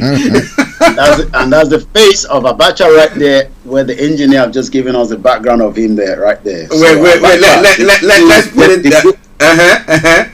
And Abacha, the good man with always his very beautiful glasses. Even at some point, the former Pope, the Pope came to Nigeria to pay him a visit after all the threat from the international community. He wasn't listening. And he had a visit from at least an influential person before he died as well. Wow. Yummy, let me say thank you very much. I know that time is precious, but thank you very much. But what should we expect this weekend apart from the rally that is taking place? Well, it continues as we, the awareness. But like I said, tomorrow there's 2 events happening in Nigeria, Southwest as well. But the most important thing, like we say, is if you say something, say it, and in Nigeria never happened to us as we go away for the weekend. Thank you very much, Mr. Olayomi Koike, and have a lovely weekend. We'll catch up later.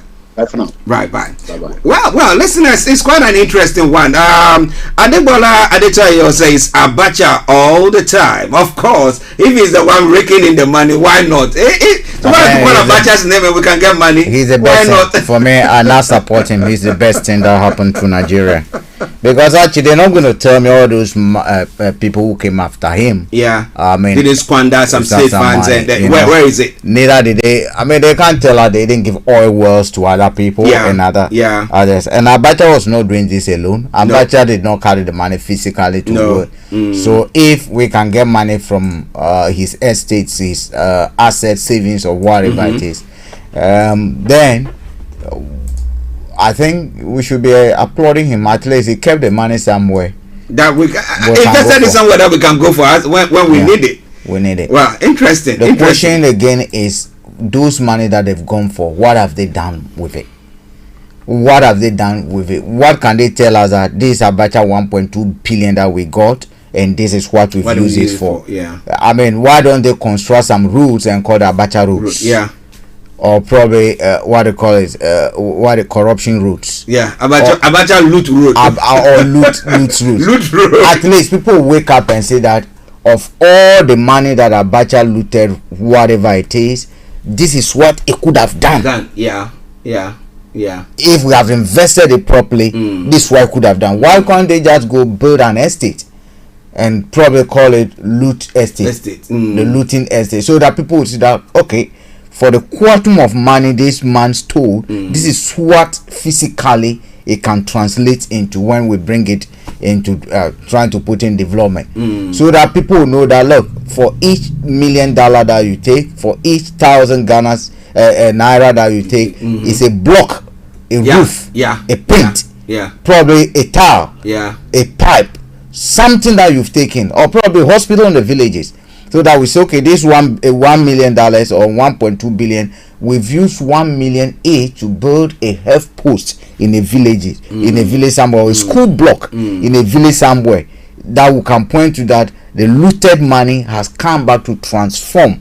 That people will look at and say, this school block was stolen from us, but brought back by the good people of Nigeria, and this is what it's doing. I don't think they'll be doing that. No, they're squandering it.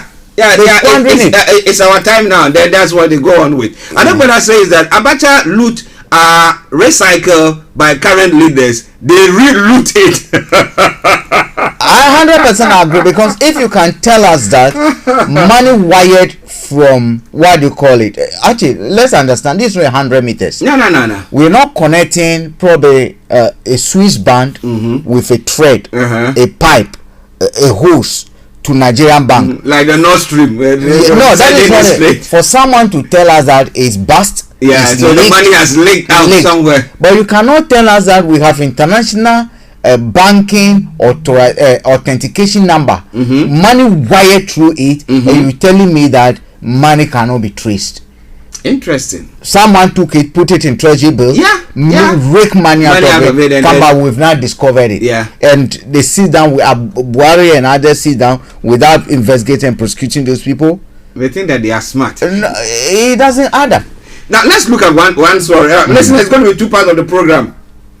Yeah, Frank is going to take over in the next 10 minutes, but get yourself ready. Now, Olayomi did talk about the fact that the INEC or the political parties are getting the various leaders together to sign sort of a peace accord. Now, this is not something that has happened only or happening in Nigeria. We've had it in Ghana, we've had it in Kenya, and I think that whatever happened this time round in Kenya, that actually we didn't see those skirmishes that normally go on after elections was because of this alleged peace accord. No. Do you reckon? Actually, no, I do not think so. You see, the peace accords for me are useless. They do not do anything. At the end of the day, they just send signals or probably non-productive signals. Archie, look, if there's going to be a problem in an election, 3 things. The judiciary is key. The electoral commission itself is key. Yeah. Right? Yeah. Those are the 2, and then the political party leaders will come as third. For me, they are even. Look, if I know I am being cheated, and I know that the system is robust enough to be able to vindicate me, provide evidence, give me an opportunity to prove my case, what will I take to animal tendencies? Trying to. Why will I do that? The INEC that is telling people to sign peace accord. We also what happened in 2000, was it 2000 or 2001? 2019. Yeah. Was it 2019 or 20? When Nigeria held its last election? Until 2019. Actually, what happened? We saw that the INEC itself could not protect the ballot. When the court case was filed, they refused to produce. If anyone should be thinking or have to safeguard this election, it's the INEC that should be questioned. It's not the political leaders. If war has, broken out the last time between Atiku and Buhari, it would have been the cause or to have been it would have been the fault of the INEC. It would have been the fault of the INEC. So for me, INEC already political. This is what is this showmanship without some. INEC should be telling us that look, these were the concerns that were raised going to 2023 elections. We know we made a mistake with this. People complain about this. These were the loopholes that we thought we can improve on, and this is what we've done. So all those concerns that were raised, the biometric voting without biometric, this no proper accounting over, these are the measures that we have put in place to be able to at least, if not completely stop it, minimize and curtail it. INEC is not telling us that they are telling peace accord. Peace accord for what? Are we in war? There is no peace accord. Nigeria is not Ukraine. Nor is it Crimea to be signing a peace accord. I understand the gesture, but that symbolic gesture is meaningless until the INEC, the referee. Actually, why would you tell me that, look, we're going to play football, we shake hands and we all play fair, then anytime I'm going to score, the opponent, we shrink the goalpost. We either move the goalpost, shrink it, or actually you see someone physically holding a player. When the referee quits they collect a foul against the person who has been fouled. And you tell me that because we shook hands that we'll play a fair game, I should be happy with that? No.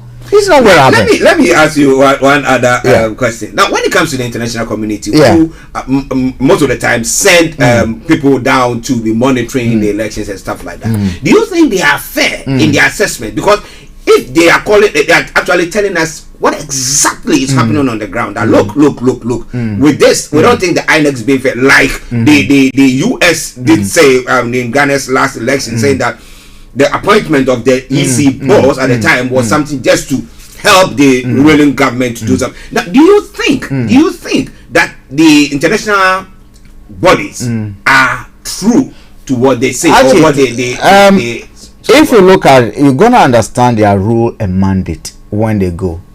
They do not have the capacity to cover a lot of places, and most of these people too, because of security reasons, where they go, they are under the guidance of even the government itself. So they are shown what they want them to see. They pass the assessment and judgment based on what they've seen. And what they've seen to some extent is determined by the government, the governing party. Because they tell you, I mean, we take you here. They provide a bit of logistics to be able to help them out. Yes, it's not everything that they will be able to say. Sometimes they do talk in public. Sometimes they do whole consultation in private. But a lot of this that has happened, for me, it's not been a fair conclusion. If you ask me, a classical example was what, an exception was what happened in Democratic Republic of Congo. That international community, and that came because the church, which is local, know the corners and other things, were involved in actually monitoring the election. So the international community actually relied heavily on what they call the Catholic, the church, the evidence and the data the church itself had. But when you leave them on their own to go and pronounce judgment on election, actually they don't know a lot of it. They don't know. It's just like someone tell me, let's say this. A mad girl that is walking the street. Sometimes systems come, and you arrive there as a young man. See, this is a nice lady. She has no good boyfriend. You quickly, so you took her before you realize she's slapping you at night. That's when you know. So basically, they don't know. They do not know. Government feeds them a lot of information. But like Nigerian elections, in my view, no political party can police the election completely. It has to be citizens who want a direction, and it has to be the mindset. If citizens can say to themselves, look, we want to stop corruption. We all cry that we want to stop corruption. At the election level, when we are going for the polls, we must take that responsibility to volunteer, to be able to say voluntarily without taking money from Atiku, Tinubu, or Obi or anybody, and say that this is my country. Policing my future and stopping corruption starts right from my polling station. And I am going to do everything possible in my power to ensure that according to the law, I police my ballot. It doesn't matter whether it belongs to party A, whether it belongs to party B, whether it belongs to party C. But here we are now, where the youth now want to demand money before even protecting their own future. Are you getting me? The youth who says that politicians are stealing will demand money from politicians to be able to protect their own future. Because policing that ballot box is about safeguarding your future in one way or the other. And if you don't go demanding so much money from that politician, I do not think that they will have a lot of debt to pay when they come back to power. You can then hold them responsible. Look, I even police your ballot box for you without a dime. I did it because and therefore you have the ability to speak truth to power when it comes up. But actually, I'm afraid the youth are also as guilty as the old folks. Well, as I promised you, I'm going to bring you that song, but it's now just 2 minutes to the top of the hour. That's 2 minutes to 12. Let me announce the lines open, and then we will go on. Mr. Tabiri says, nice to hear Mr. Frank Davis' voice. Mr. Tabiri, good. It's not almost afternoon to you. I hope you are also good. I owe him a visit too. I need to have a discussion with Mr. Tabiri. I owe you a proper visit. We need to discuss business. Okay, the number is to call us 0208-133-2257 or 58 0208-133-2257 or 58. If you happen to be in the US, Canada, or the Caribbean area, it is 001-718-303-2737. 001-718-303-2737. You can text or WhatsApp at 075-3966-1744. 075-3966-1744. Our Twitter handle is Starr Radio UK, and email address is info@starradiouk.com. You can also post your comments, as others have done, on our Facebook page or YouTube channel, whichever it is, and we promise you one thing for sure: we will be reading that. Adibola Adetoyo says youth are guilty in Nigeria because no freedom of speech here, sir. Oh wow. Okay. And Adibola Adetoyo continue say you talk, they send DSS after you, so it's making them virtually gagging them. Actually, I understand that, and it's not only in Nigeria, it's everywhere. But I'm saying that the culture, I mean, amongst the youth today, if you look at political activists, and it's not only in Nigeria, I mean, you go to Ghana, the political activists now are demanding money to do certain things. Actually, the last election in May, I campaigned for Labour. Yeah, I did everything. Yeah. The only time I took anything from Labour sincerely was water. Yeah. When we went to the what they call it, the operation room, where there's water and probably there will be snacks and other things. No, I do not go there, or no one amongst us. For me too. When we went knocking on doors, we did not go say, "Oh, Sarah, you are the MP for area. Give us TNT." What do you call it? The mayoral candidate.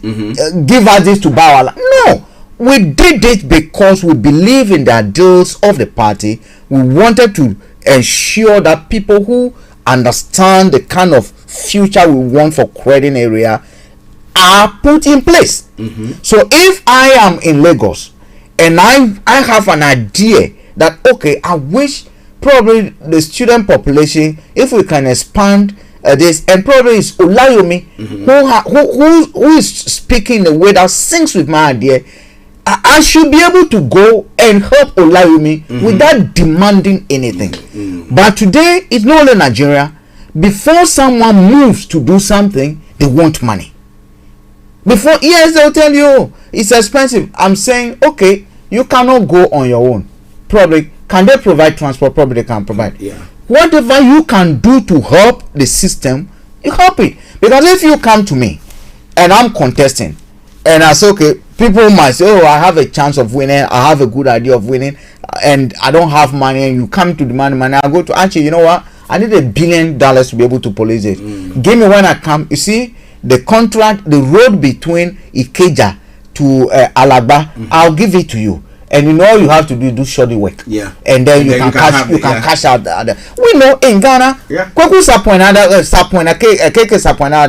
I mean, what did they do? Their own houses, they funded MPP, they gave them the chairmanship of a GMPC, and what did they do? Their own properties, they went and rented that same property back to inflated the cost. Akufo can't say anything because they sold. And do you know what they use that money from? They use that money to pay some of the youths again. So I'm saying that, look, we need a youth. Once we're calling our elders, our political leaders, that they are too corrupt, to some extent, we also encourage. We have not earned that moral right. I'm not saying all of us. Majority of the political activists who are youth today have not earned that moral right to even be able to stand there and question those politicians.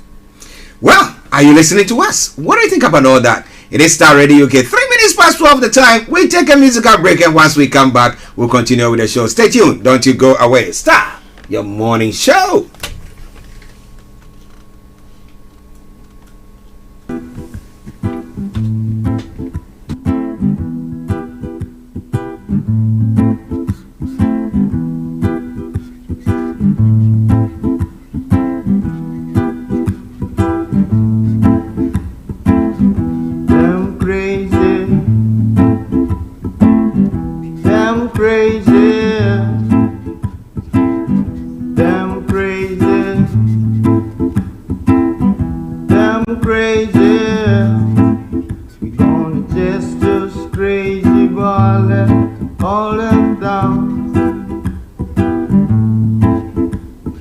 Just those crazy ballin' all up down. And I build a cabin, and I plant the corn. Did my people before me slave of this country? Now you look me with the scorn, and you will tip all my corn. You're gonna chase just us crazy. Just us crazy ballin'. Just us crazy ballin' all uptown. Still if you stop, still stop, still ever, the still if you bop it up, oh. Still your bed, still your pepper. This is Starr Radio UK. Broadcasting worldwide online 24/7. In your car, at work, at home, on your smartphone. The best radio show. For our love, telling us all we got the bar. We gonna chase us crazy, just us crazy, just us crazy. Hi guys, this is your friend Uruj from SendWave. SendWave is a money transfer app that is used by people all over the world to send money to their loved ones in Africa. With SendWave, you can send money to Ghana, Nigeria, Kenya, Uganda, and Tanzania. And the best part is, SendWave is absolutely commission-free. Our exchange rates are excellent. You can see for yourself by checking them out on our website. So how do you use SendWave? SendWave is an app that you can download onto your phone from the App Store or Google Play Store. The app is free to download. After downloading it, just open the app and enter your name, email, and phone number. That's it. You're good to go. Make sure you use the promo code SR. S for Star, R for Radio. This promo code will give you £5 free credit to send to Africa on your first transaction. Your money will be delivered to your recipient within seconds. Feel free to call me on 0749 7377 647 at any time. I'll be happy to tell you all about SendWave and help you in any way I can. Remember to use the promo code SR for £5 free credit. Medasse. Hi everyone, it's your girl BB Clement, the author of How to Go From Employee to Entrepreneur and the host of your weekly business show, BB Means Business, the show where we discuss everything you ever wanted to know about business but you were afraid to ask. How do I start my business? How do I raise the finance? How do I grow my business? Where am I going to find my customers? Join me every Tuesday at 1:30 p.m. on Starr Radio UK to get all the information and tips that you need to become a successful entrepreneur and become financially free. Remember, don't let life dictate to you. Rather, put your signature on life.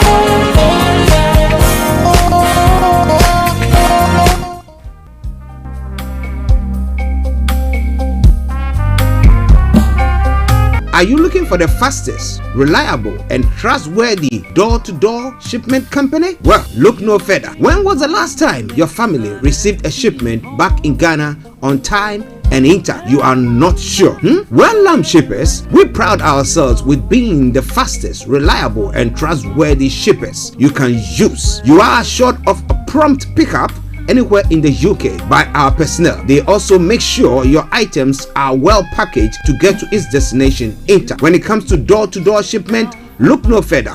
Well, Lamb Shippers, contact us on 07939009321 or 07498911820, or you can visit our website www.welllamp.co.uk. You can also drop us a mail, info@welllamp@gmail.com. Well Lamb Shippers, fast, reliable, and trustworthy.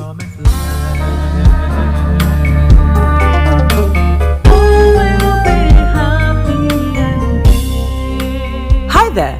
Are you dreaming of owning your own house in Ghana? Then you will need a well-documented piece of land that is free from troubles. I highly recommend My Africa Property for any size of land that you will need. With My Africa Property, lands are available in Prampram, Sopoli, Tohenia, Ogome, Dodova, Winneba, and many other locations at affordable prices. These locations are about an hour away from the airport, only 35 minutes from the motorway, 10 minutes drive from Central University College, 10 minutes drive to the beach, and close to Prampram Senior High School and Ghana Men's Soccer Center of Excellence. For more details, visit our website www.myafricaproperty.com or call our UK office on 0208 123 2523. For our US and Canada offices, call us on +1 585 184 994145. You can also email us at ghana@myafricaproperty.com. Right.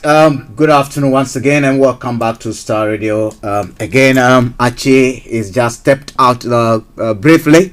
I'll take you for the next 20 minutes where we cross over for the money hour. And today we're going to be looking at a very important topic, money hour. We're going to be talking about energy bills. We know energy bills are set to go up next month in the UK, and everywhere you go, energy bills are a problem. In Ghana, for instance, you go and the gas prices are filling the cylinders every day, every week, in, out, in. We see increment, and these two countries are not the only exceptions. Globally, we have an issue that we confronted with now.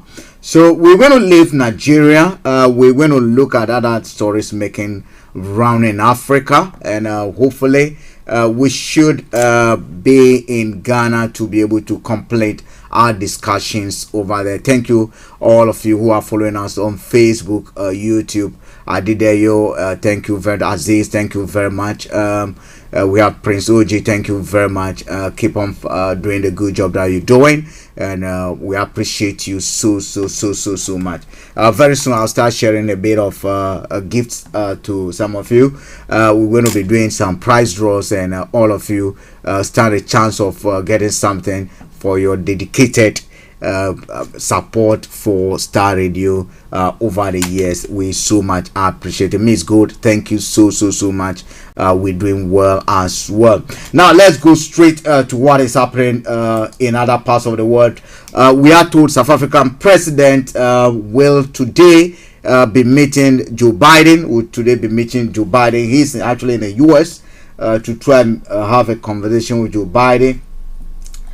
So we are told that Ramaphosa is among the African leaders who have maintained a neutral stance on the war with South Africa, abstaining from the UN votes that's condemning Russia's actions and calling for mediated settlement. South African International Relationship Minister Panda said Ramaphosa would emphasize the need for dialogue during meetings with Biden and Vice President Kamala Harris. This also will be the country's focus when it participated in the UN General Assembly meeting next week. She said we will want a process of diplomacy to be initiated between the two parties, and when we believe the UN must lead, the UN Secretary General in particular, according to the Foreign Affairs Secretary.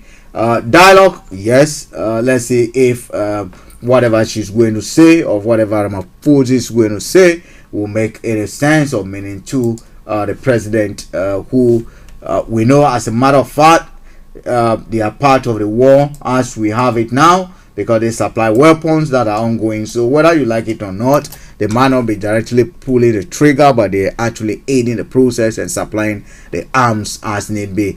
Tunisia government and country's main labor union struck a pay deal Thursday, that's yesterday, in the capital. The agreement involves a 5% annual hike to public sector wages every year until 2025. Despite the delicate economic and financial situation, the government was keen to open negotiation on wage increases. I think that's good news, and I know our brothers in Nigeria, in Ghana, especially those on strike today, would have wished that this is happening in those countries. Let's cross straight to what is happening in Zimbabwe. In Zimbabwe, the Bishop of Harare held a memorial service for the late British monarch Queen Elizabeth, who passed away last week. The service was held at Anglican Church in capital Harare. We think of you, and we would like to reassure you of our prayers for royal family. The new King Charles, and the people of the United Kingdom, Great Britain, and Commonwealth upon the death of Her Majesty Elizabeth II, said Faramuta Mary, Bishop of Harare. That is questionable. A lot of people have raised questions about some of these gestures, whether as people is something that we should be actually doing, whether we should be mourning the Queen.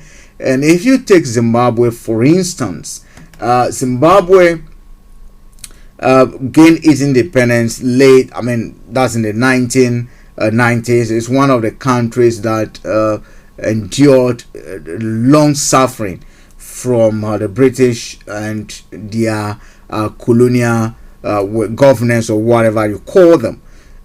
We know, as a matter of fact, even as late as 1989, during Margaret Thatcher's era, under the Lancaster Agreement that was signed, Britain was supposed to actively get involved in trying to settle the black people who were needing or were in need of lands at that time.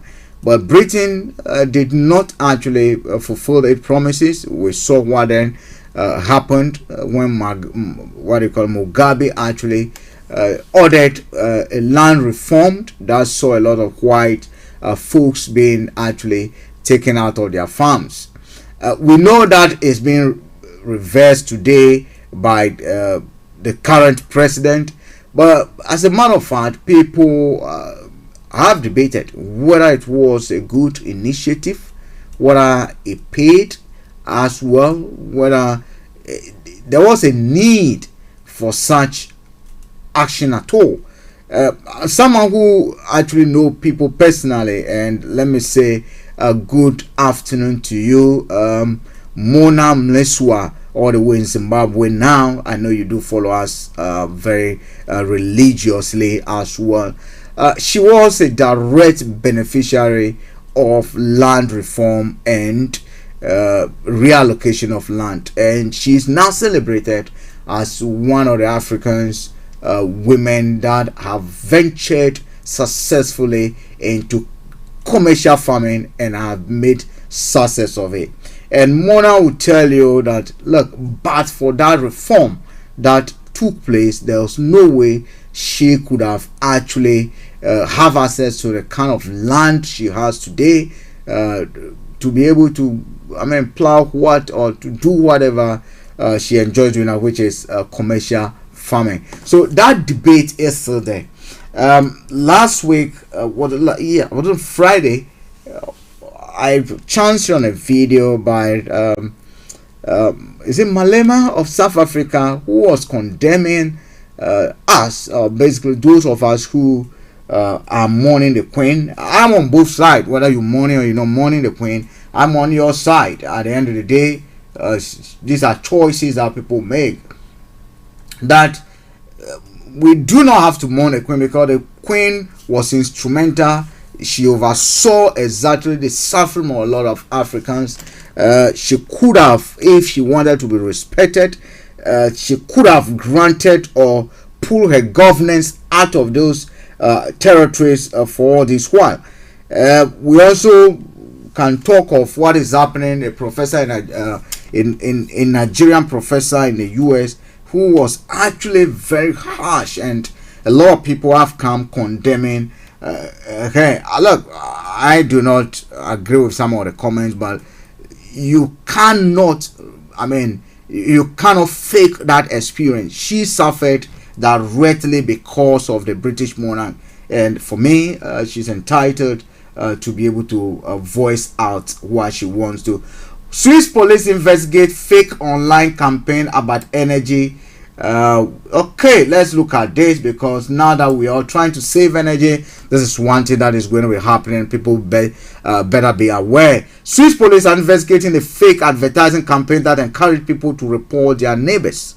Citizens were told to notify authorities if anyone heated their homes more than 19 degrees Celsius this winter amid the energy crisis. A reward, 200 Swiss francs, was supposedly offered for the anonymous tips. The fake ads were widely shared on Telegram and other social media. The misleading campaign was also reported by state news organizations in Russia, Belarus, while some social media users falsely suggested the citizens could even be imprisoned for heating their homes too much. Online images shows a young woman using a mobile phone and tagline, does your neighbor have their heating set up more than 19 degrees? Please contact us. I mean, the question I ask again is, how are you going to know if your neighbor's house or the temperature in their house, their enclosure, their private enclosure, how are you going to be able to measure the temperature of that? Are they telling you, or you have a special device? I don't know. I want to be educated on that. I would love to be educated on that. Angola president is inaugurated for a second term. So the president yesterday got inaugurated for a second term. That is happening, or that took place in Angola as well. And finally in Uganda, before we move towards the West Africa region again, and hopefully we'll give a bit of brief what is happening in the UK as well. Climate activist Vanessa Nakati named UNICEF, that's UNICEF climate ambassador. I'm happy with this story because over the years we've all celebrated the Swiss is it Greta Thunberg or what her name is? You can help me out. The phone lines are still open. Is 020-813322 57 or 58. You can actually help me out with the name. Uganda climate activist Vanessa Naketa was named UNICEF Goodwill Ambassador. In taking her appointment, the 25 vowed to continue to speak up for the most vulnerable. A quiet strength. Vanessa Naketa is the vanguard of climate action. The 25-year-old Uganda activist is the UNICEF's newest Goodwill Ambassador in the New Year based headquarters of the United Nations. Naketa vowed to continue to speak up for the most vulnerable. I take the opportunity, quote, I take the opportunity not as a testament to something I have done, but as something that we have done as a movement of young people. Yes, this appointment opens doors to halls of power, but more importantly, it expands the opportunity I have to travel to meet children and families most affected by climate crisis and to amplify their stories on stages like this one.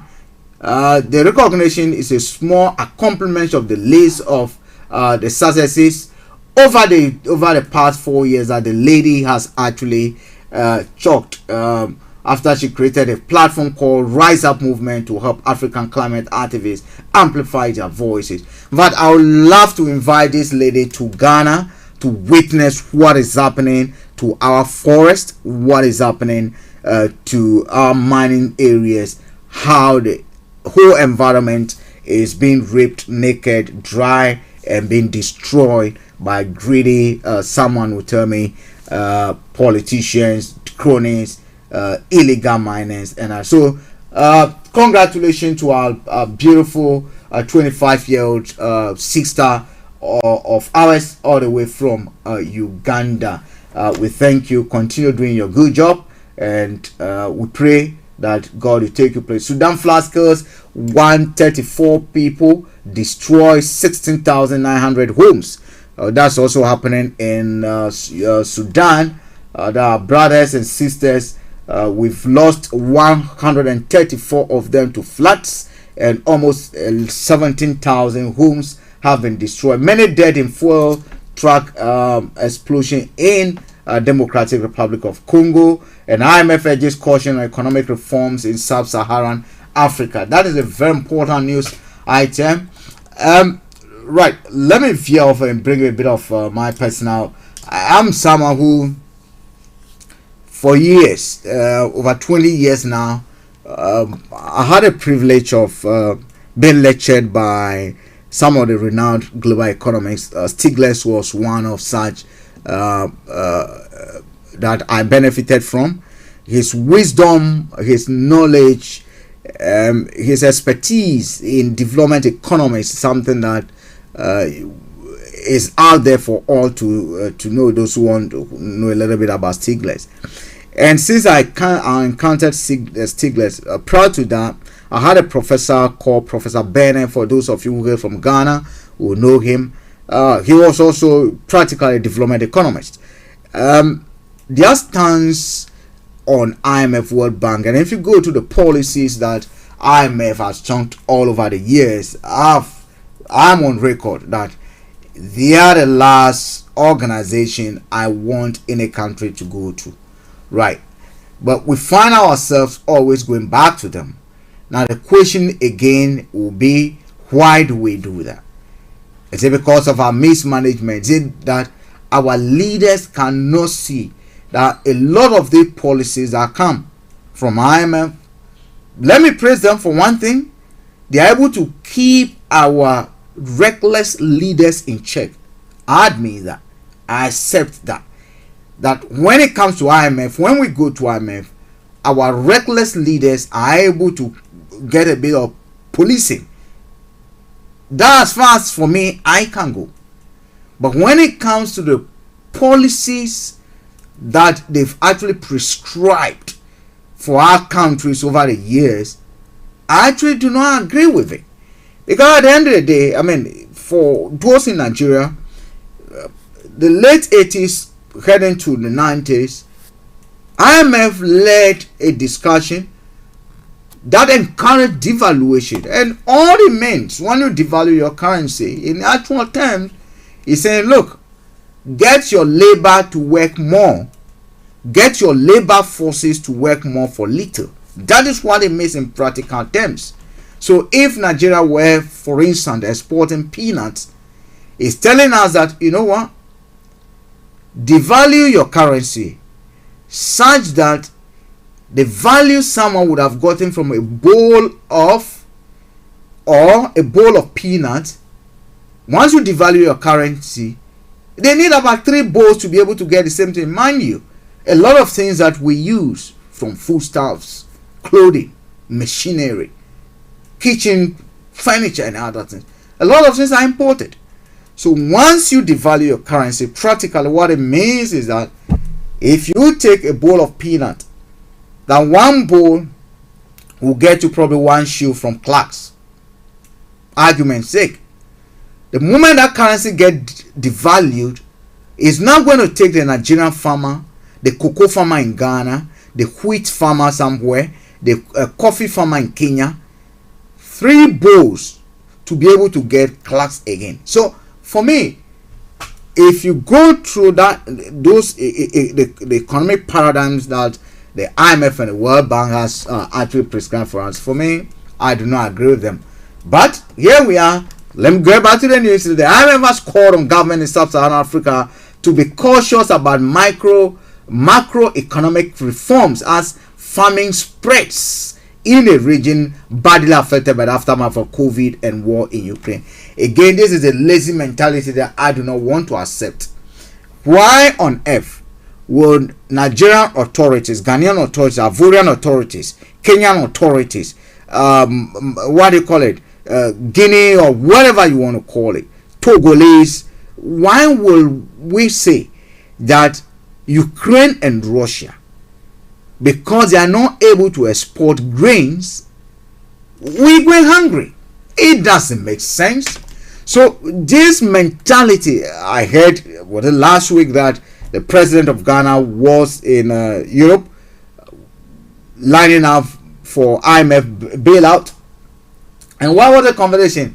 That the leader of the IMF has said, oh, whatever has happened in Ghana is not as a direct result of mismanagement, that the policies that the government has put in place are solid, but it's the external shocks, i.e. the COVID and the Ukraine, Russia. And I said, look, these are the kind of things we should not be accepting as the youth of the continent. We should not be accepting, because this is a mindset again that they're trying to brainwash us. That look, you know what? Everything that we've been doing, the inactions that we've been doing, Buhari ineffectiveness, Akufo-Addo over borrowing, and all those mismanagement, forget about it. It is not a problem today. It is a problem of COVID, and I saw that it shifts our minds. Just as we go to church and we are told, and sometimes we are brainwashed that look, the problems we face today is Satan, Let's pray. When in fact ourselves, there are practical actions that we can take to be able to better our lots. Are you getting me? So this IMF trying to brainwash people, whatever is happening today is as a direct result of COVID and Ukraine war. I do not accept it. I don't know if you accept it, but tell me about it, how it affects us. At best, we know that, for instance, the money UK government would have given as budget subsidies to a lot of countries in Africa, they say no. Part of those monies now, we are diverting it into the development of vaccine. So yes, if you're expecting, probably Buhari might be expecting $200 million from UK to be able to help his budget. He said no, we now give you 20 or probably 50 instead of the 200 because we have invested in vaccines that are going to help everyone, including yourself, and that's why we're going to give you a vaccine. But the critical question then remains that, look, let's assume these big brother countries are our siblings. They've continued to feed us. Are they saying if one day it happens that they pass on, an accident happens and those siblings die off, we cannot survive on our own? Basically, that is what we have been told. So this narrative from IMF, again, for me, is a push against the quest, the demand by citizens, the call on their leaders, the noises that have been made, justifiably so, putting pressure on their leaders to reform. Why will it be a case that someone who invests in Nigeria should take away what do you call it, almost 100% of the profit that they make and take it home? In Malaysia, they didn't do that. Even South Africa today, they are not doing that.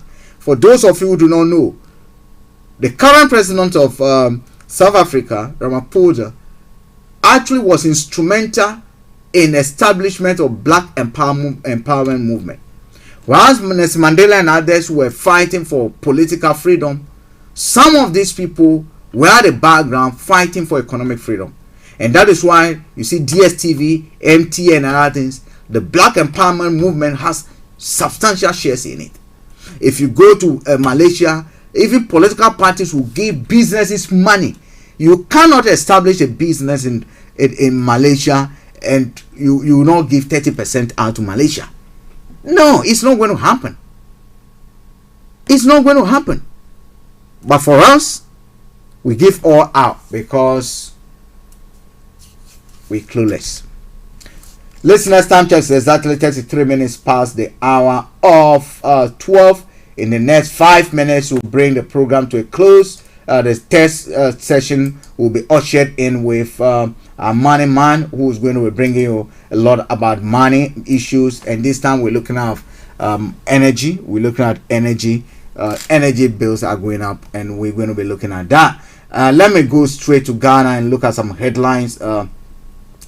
Data bank projection on CD stabilization, wishful thinking. Professor Steve Hanks, he has been on the issue, hammering on Ghana economy issues, the mismanagement that is happening.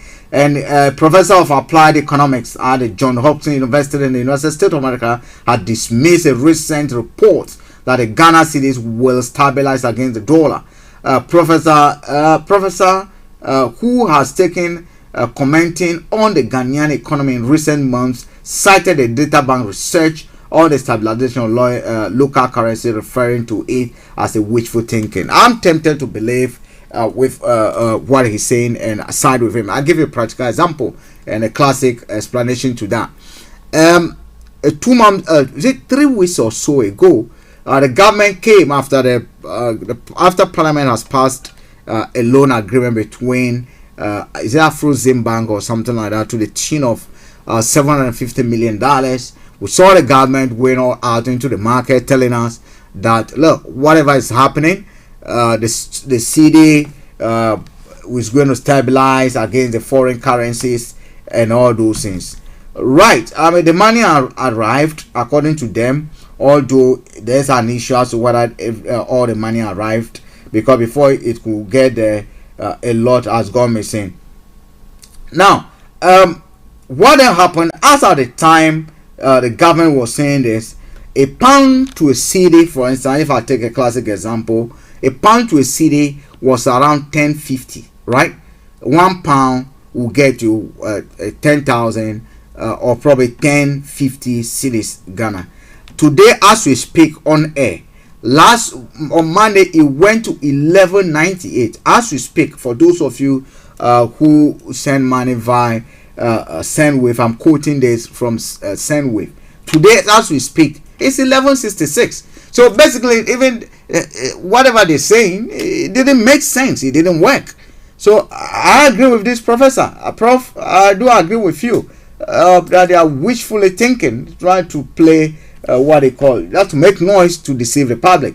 Bawumia breaks silence of presidential ambitions. We know he's going to contest. There's no proof government is paying Mohammed's office. 2 Ghanaians invested founders transforming the lives of young Africans. Will look at that in details or probably on Monday, and we might be speaking to a university done on this platform on Monday. We're trying to arrange. There are big universities, Pentecost University doing something big in Ghana, and we're going to be speaking to them pretty shortly. They're looking to build international digital center, the first in West Africa, and we'll tell you what all about it.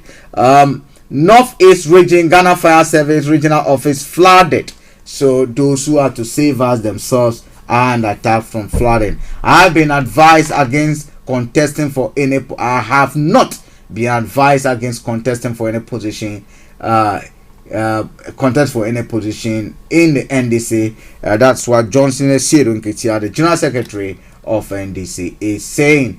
Behave like a statesman, and learn to keep quiet. Collins Owusu Amankwa, who is he talking about? We'll look at it. Otumfuo, who is the king of Ashanti Kingdom, and in Ghana, has received official invitation to attend the Queen's funeral. On that note, finally, Ashawan has 6 videos of big men. That is what we said. The Galamsey Queen, we are told, has tons of sex videos. And Charles Bishop is saying, if she does publishing of those videos, that would be a crime. The questions that is coming from Ghanaians on social media is, Charles, are you part of it? Listeners, time check is exactly 38 minutes. Let's cross over to Mr. Dan Tabiri, where we're going to be taking issues about money and energy.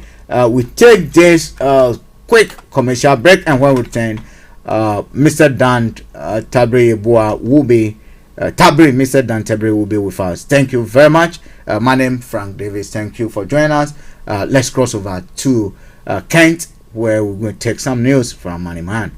Hi guys, this is your friend Uruj from Sendwave. Sendwave is a money transfer app that is used by people all over the world to send money to their loved ones in Africa. With Sendwave, you can send money to Ghana, Nigeria, Kenya, Uganda, and Tanzania. And the best part is, Sendwave is absolutely commission free.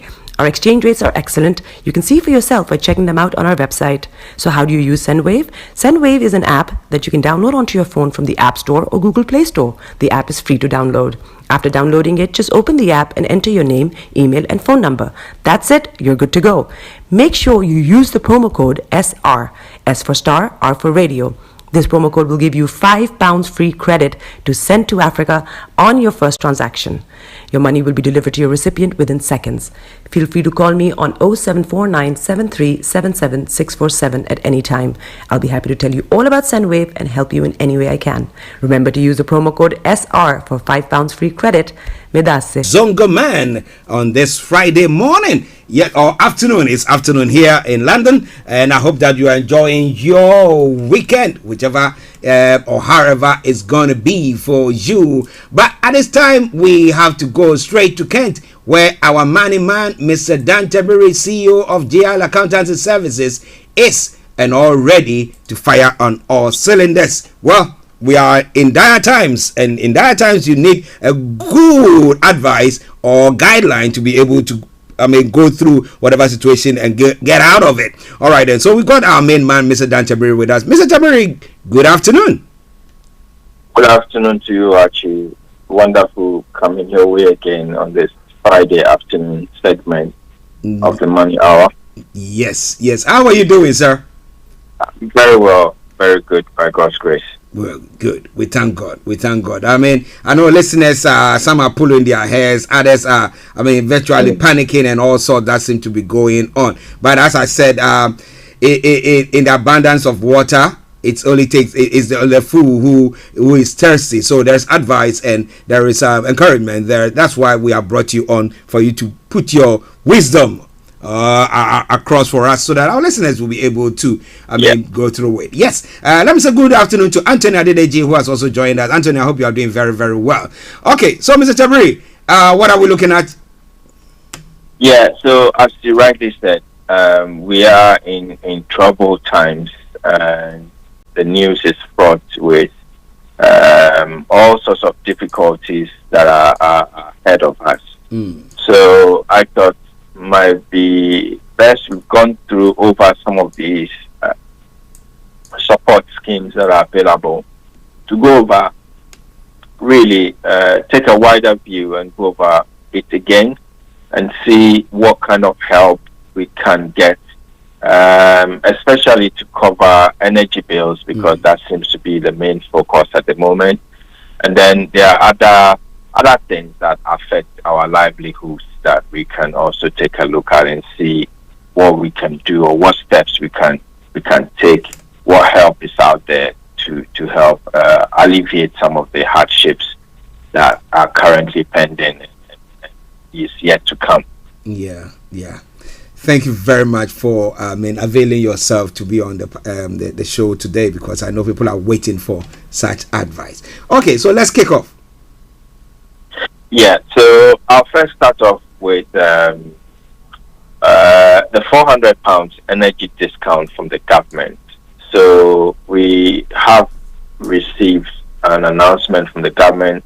Initially, they were meant to give each household £200 to reduce our energy bills, but as things escalated, and then the cap on electricity charges moving the wrong direction, the government has now stepped in to offer more help to households. And we know that every household will receive £400 off their electricity bill. And this is called the Energy Bill Support Scheme. You really don't have to do anything to get the money, and you would not have to pay it back. We have some details, more details as to how it's going to be dispersed. And so we know that you get £400 in 6 installments starting from October 2022. We know that October is when the cap rises, and we will start to see the rise in our energy bills. So you get it in 6 installments. You get £66 in October and November, and then £67 between December and March 2023. So you get the discount monthly, even if you pay your energy bills quarterly or you use a payment card. How you get the discount really depends on how you pay for your energy. So if you pay by direct debit, your supplier would either reduce the amount or the direct debit amount, or refund the money to your bank account each month. So you need to contact your supplier if you can't see the deduction on your bill or statement, or the refund in your bank account. If you have a smart prepayment meter, the payment will be added directly to your smart meter in the first week of each month. So on the first week of each month, if you, let's say, have a prepayment meter with a balance of, let's say, £10, then when you go to that meter, you should see it reading £76 or £77, depending on the month, to show that you got the addition or the credit from the government energy bill support scheme. If you have a traditional, what we call a traditional prepayment meter, you get a voucher from your supplier. You should expect it either by text, email, or post, or in the first week of each month. Your supplier will confirm how you get the voucher nearer the time, and you'll be able to use the voucher for your own energy account. So you need to take the voucher to your usual top-up point to use it. So if you have to go out to buy top-up on your prepayment meter, then what you do is you take that voucher with you to the top-up point, and they'll be able to credit your account with it. Okay. Well, listeners, Mr. Dan Tabiri, CEO of JIL Accountancy Services, our money man, this afternoon, trying to, guide us with the necessary information that is available as to how you can help. Government plans to help you beat down the energy bills. The government support scheme that has been rolled out. We know that more is going to be coming on. But Mr. Tabiri, people are saying that, look, that 400 will not go far enough, because looking at the percentage of increase and stuff like that, they think that is just a drop in the ocean. Now, what are you going to say, or what do you think government has any plans of maybe coming out with further help? Well, if you've listened to the news lately, you can hear and you can see the pressure on government to do something or do a little bit more. These measures were announced sometime back, I think almost about 6 months ago, to expect this level of support. But we know what is happening in the UK currently.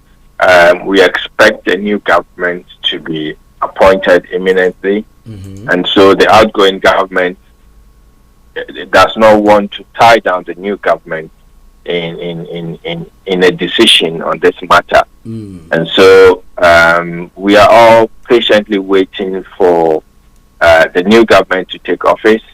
And from the campaign trail that is happening at the moment, we haven't had any clear indication as to what sort of help or how much support we can get.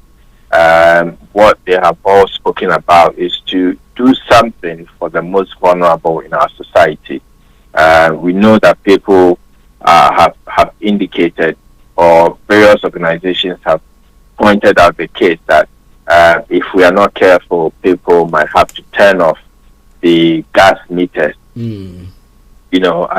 At the time when the weather is very cold, because they can simply not afford it. Some homes may have to also choose between heating or eating. So these are decisions for the new government that we expect that certainly something would have to be done. But at the moment, your guess is as good as mine. We don't know exactly what more additional help will be given in this direction. Well, listeners, if you are listening to us, that is why it's important to listen to us every time we are on, when Mr. Dan Tabiri is on, when it comes to the money issues. Now, he's going to be bringing you every information and be breaking it down to you for you to get that understanding. Okay, so we know government, there is a promise that they're going to do more.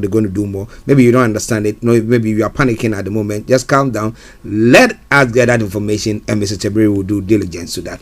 It is Starr Radio UK, your favorite African and Caribbean radio station in London. The Money Hour with Mr. Dan Tabiri. He's the CEO of GIL Accountancy Services. Yes, you have any accounting issue, whether self-assessment or as a company, whatever is accounting, just get in touch with him. He will see to give you the best of service, and you will never regret it. Okay, now let's go back to Mr. Tabiri for more on that front. Over to you, sir. Yeah, so another thing that we have also discussed in the past has to do with the council tax rebate, which has been offered by the government to help support our hardships that everybody is facing at the moment. We know that you can get 150 back rebate on your council tax to help you pay energy bills. those who qualify, if your council tax band is between A to D, then you would qualify for this rebate. And most people, I would expect by this time, would have received their rebates. So if you haven't, then definitely make contact with your council and then find out how you would get this rebate if you are the bill payer or the council tax bill payer in your home. It doesn't matter whether you are the tenant or the landlord, so long as you are paying the bill, then you get the rebate, and therefore you should chase this up and make sure you get your money back. Just a quick one on that front. Now, some people were asking of that if they happen, they are not paying council tax. I mean, they are students, and therefore, or their work is such that it exempts them. Are they also going to benefit from that if they fall in the same category, the same band as those who qualify for it? Yeah. So students are exempt from council tax, and therefore you're not paying any council tax. So this rebate is to help people get money back off their council tax. So if you do not pay any council tax, then you don't worry yourself. You would not qualify for this rebate. Okay. Right. Go on, sir.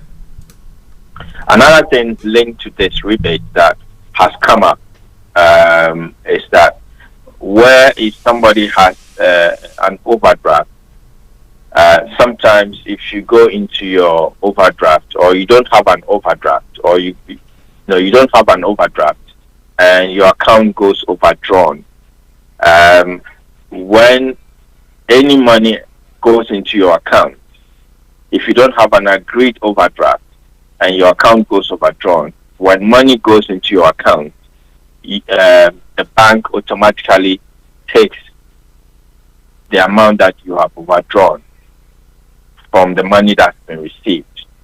In respect of this £150 rebate, the government has ring-fenced this for you to be able to use it to pay energy bills. So you can ask your bank to use the rebate if received to pay your energy bills instead of paying off your overdraft. And this is known as exercising your first right of appropriation. Yeah, so the bank, if you tell the bank, if the bank uses the money for anything else, you can tell the bank that this money is going to be used strictly to pay energy bills, and they will not be able to touch the money. Oh, okay. So just a bit of protection. Oh, okay, that's good. Find yourself in that situation. Then there's also what's available, be made available is what we call the warm home discount scheme. The warm home discount scheme. This has not been publicized correctly because a lot of people are not aware of it. So if you get benefits, you may be able to get £150 off your electricity bill, or £150 added to your prepayment meter. You don't need to apply for the scheme, and payments are automatic. But you need to check which energy supplier you were with on the 21st of August 2022, and you can only get a discount if your supplier is in the scheme. And I can name some of these suppliers. If any of these suppliers supply your energy bills, energy, electricity, and gas, then you could benefit from the warm home discount scheme. The suppliers are Affect Energy, Boost, British Gas, Bob Energy, Co-op Energy. We have E-Gas and Electricity. We have Eon, Eon Next. We have Ibeco, Ecotricity, EDF Energy. We have Good Energy. We have Green Energy UK. We have London Power, MNS Energy, Octopus Energy, Outfox the Market, OVO, Rebel Energy, Sainsbury's Energy, Scottish Power, Shell Energy Retail, SO Energy, SSE, Utilita, and Utility Warehouse. So that's quite a long list of energy suppliers. Yeah. So if you belong to any of these, you can Google, if you've missed any of the lists that I've read, you can Google and find out information about Warm Home Discount Scheme, and you can check if your energy supplier is on the list. And that you said is pertaining to those who are on benefits. Those who are on benefit. Okay. If you are on any kind of benefit or pension credit, then you will be able to get this. So if you are on, also if you have high energy costs, you get the Warm Home Discount. If you get universal credit, pension savings credit, housing benefit, income-based job seekers allowance, income-related employment and support allowance, child tax credits and working tax credits, and any income support, you would qualify for this Warm Home Discount Scheme. Okay. Wow, interesting. Now, listeners, if you were not listening to this program today, would you have that information? You wouldn't have known. But Mr. Tabiri, now that 150, is it for a year or what? So this is the one-off credit. Okay. Yes, it's the one-off credit of your energy bill. Yeah. In addition to the 400 or the 650 the government has promised. Correct. Yes. Oh, okay. Interesting. Yeah. Interesting. So this is additional to that. Oh, that's good. Listeners, Mr. Dan Tabiri, I told you he has got all the explanation for everything that is going on at the moment. So continue to stay tuned whilst he brings you more on it. Yes, let's move on to the cost of living. You go to the shops, everything is high. Are there any supports coming? Is there any support coming through for those in the lower? I mean, virtually those who are in need of support. Well, what is currently available so far, been made available, is trying to reduce our energy bills. Feeding, living cost of things in the shops and things like that. Definitely, I would say you should if you need help, there are things like food banks which we should be using if we need them. Food banks are all over around us at this time in the UK. There's lots of them. If you don't know any, perhaps you could search online, or if you contact your council. First of all, they should be your first point of call. If you are struggling and finding things really, really difficult, speak to your council and they will direct you to help. They will provide the help that they can provide, and they will be able to, signpost you to other organizations that can support you. In the UK, I'm definitely aware that there are some charities as well who in these difficult times make some grants available to individuals to support us to cater for our living costs. And so yes, by all means, look around, speak to your council, and see what is available, what help they can get you to be able to see you through these hardship moments that has come upon all of us. But so interestingly, some listeners were of the view that, I mean, at times when you're trying to go to maybe you said consult the council, your council, and they talk about how difficult it is. So some just go 1-2 and then they decide to just give up. Now, what should such people do? Well, if you need help, don't give up. If you can't get through to anybody in the council, I think you should take things further and speak to Citizens Bureau. Citizens Bureau provide guidance and advice for citizens on all sorts of matters. if they can't provide you with the information, they will be able to link you to somebody who can help your situation. I mean, we're living in a country where so long as you have information, you would survive because you would know where to. The main thing is knowing where to go for help. So don't give up. I would say the council is your first point of call. If that fails, then you're looking at perhaps maybe speaking to the job center to see what help can get you through there. And then if that you can't get far enough, then you'll be looking at Citizens Bureau as perhaps your last point of call, where they would certainly be able to. If they can help you, they can point you to where you can get help to support yourself. Okay. Wow. Listeners, is it Starr Radio UK, your favorite African and Caribbean radio station in London? Mr. Dan Tabiri, CEO of GL Accountancy Services, our money man, bringing you the money hour. And today we are looking at energy bills and the cost of living and the support that is available as well. So we'll now leave Mr. Tabiri to bring us the rest of information that he wants to share with us. Over to you, sir. Yeah, so we also should not forget there are other supports like the winter support for pensioners especially. There are local energy grants available. Again, this is available through your local council. These are some of their grants in addition to what has already been provided that they can give you help with.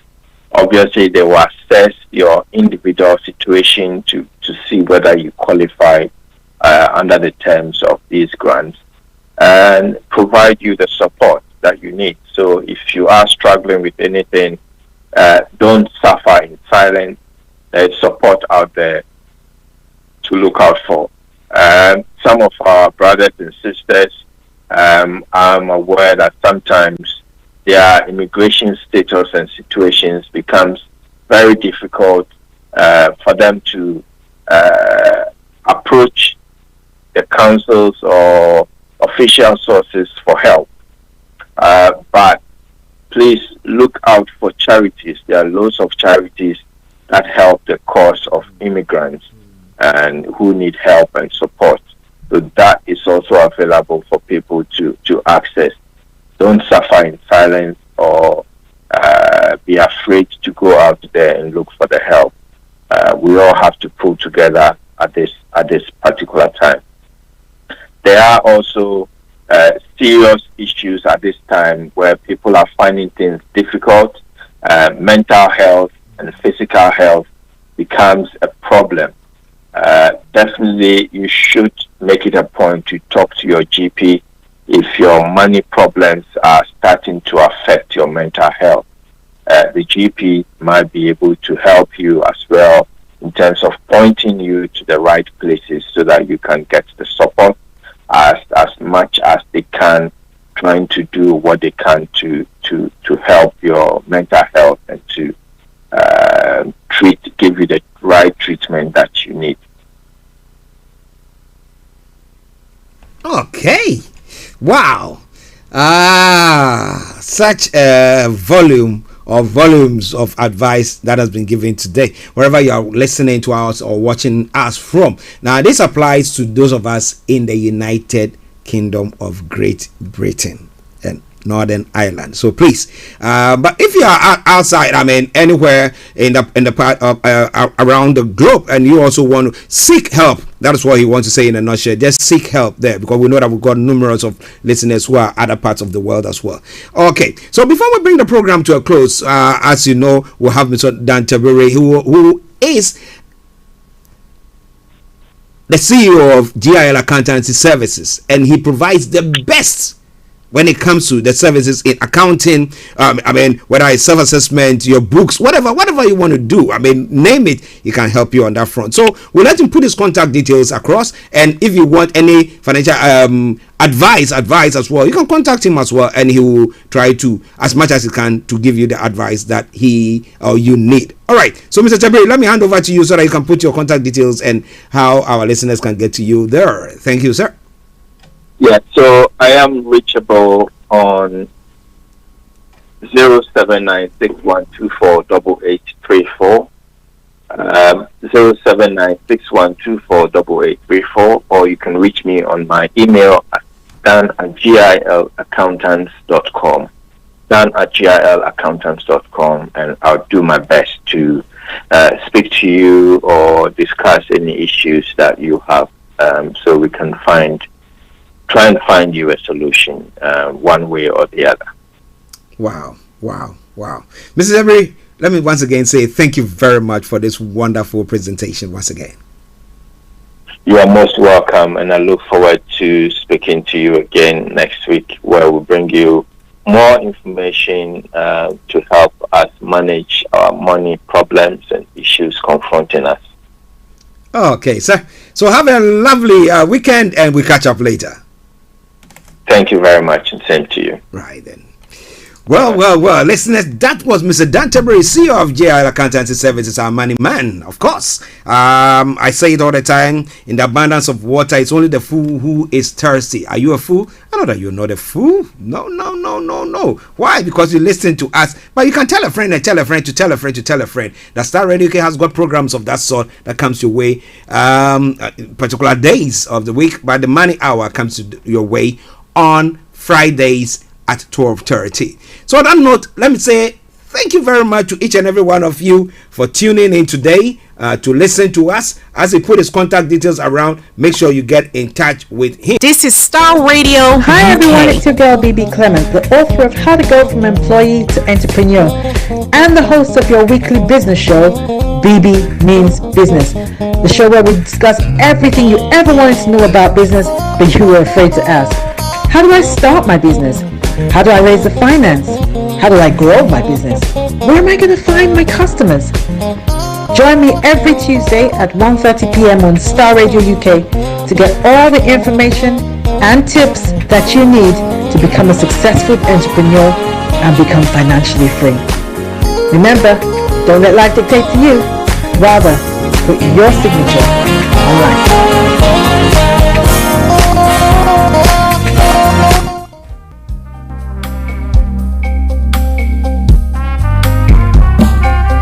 Are you looking for the fastest, reliable, and trustworthy door-to-door shipment company? Well, look no further. When was the last time your family received a shipment back in Ghana on time and in time? You are not sure?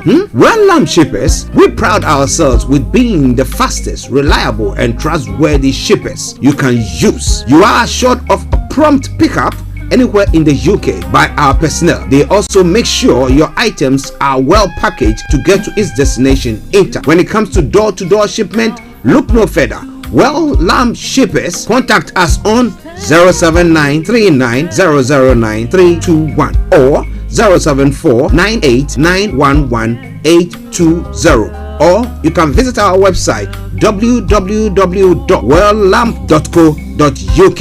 You can also drop us a mail, info@welllamp@gmail.com. Well Lamb Shippers, fast, reliable, and trustworthy.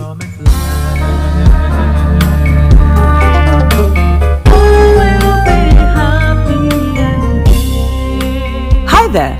Are you dreaming of owning your own house in Ghana? Then you will need a well-documented piece of land that is free from troubles. I highly recommend My Africa Property for any size of land that you will need. With My Africa Property, lands are available in Prampram, Sopoli, Tohenia, Ogome, Dodova, Winneba, and many other locations at affordable prices. These locations are about an hour away from the airport, only 35 minutes from the motorway, 10 minutes drive from Central University College, 10 minutes drive to the beach, and close to Prampram Senior High School and Ghana Men's Soccer Center of Excellence. For more details, visit our website www.myafricaproperty.com or call our UK office on 0208 123 2523. For our US and Canada offices, call us on +1 585 184 994145. You can also email us at ghana@myafricaproperty.com. Check me out. He tells me my energy is making him tired. Yes! How do you get the energy to do I've been told that I have a lot of energy, but my goodness, I think today I have met my match, people. I have met my match, Miss Suzanne. Wow, amazing. One of the things that's the start of the darkness. hole of darkness. So what did that Myself and the world will adjust. And 2019, forget the proverbial boardroom. Join me, Simone Frazier, on the CEO, the program that gives you the driving seat over your life. Every Tuesday, 8 p.m. only on Starr Radio. Getting onto the property ladder has never been easy until now. Join us this and every Thursday from 7 p.m. to 8:30 p.m. live on the Property Hour Show on Starr Radio UK, where we talk to mortgage brokers, property developers, estate agents, landlord, tenant, property consultants on how to invest or get into the property business and make money. You can't afford to miss this. The Property Hour Show is your best source into the property industry.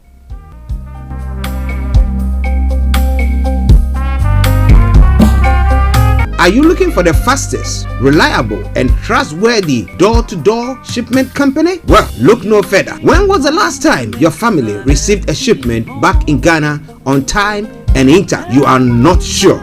Well, Lamb Shippers, we pride ourselves with being the fastest, reliable, and trustworthy shippers you can use. You are assured of a prompt pickup anywhere in the UK by our personnel. They also make sure your items are well packaged to get to its destination in time. When it comes to door-to-door shipment, look no further. Well, Lamb Shippers, contact us on 07939009321 or 07498911820. Or you can visit our website www.welllamp.co.uk. You can also drop us a mail, info@welllamp@gmail.com. Well Lamp Shippers, fast, reliable, and trustworthy.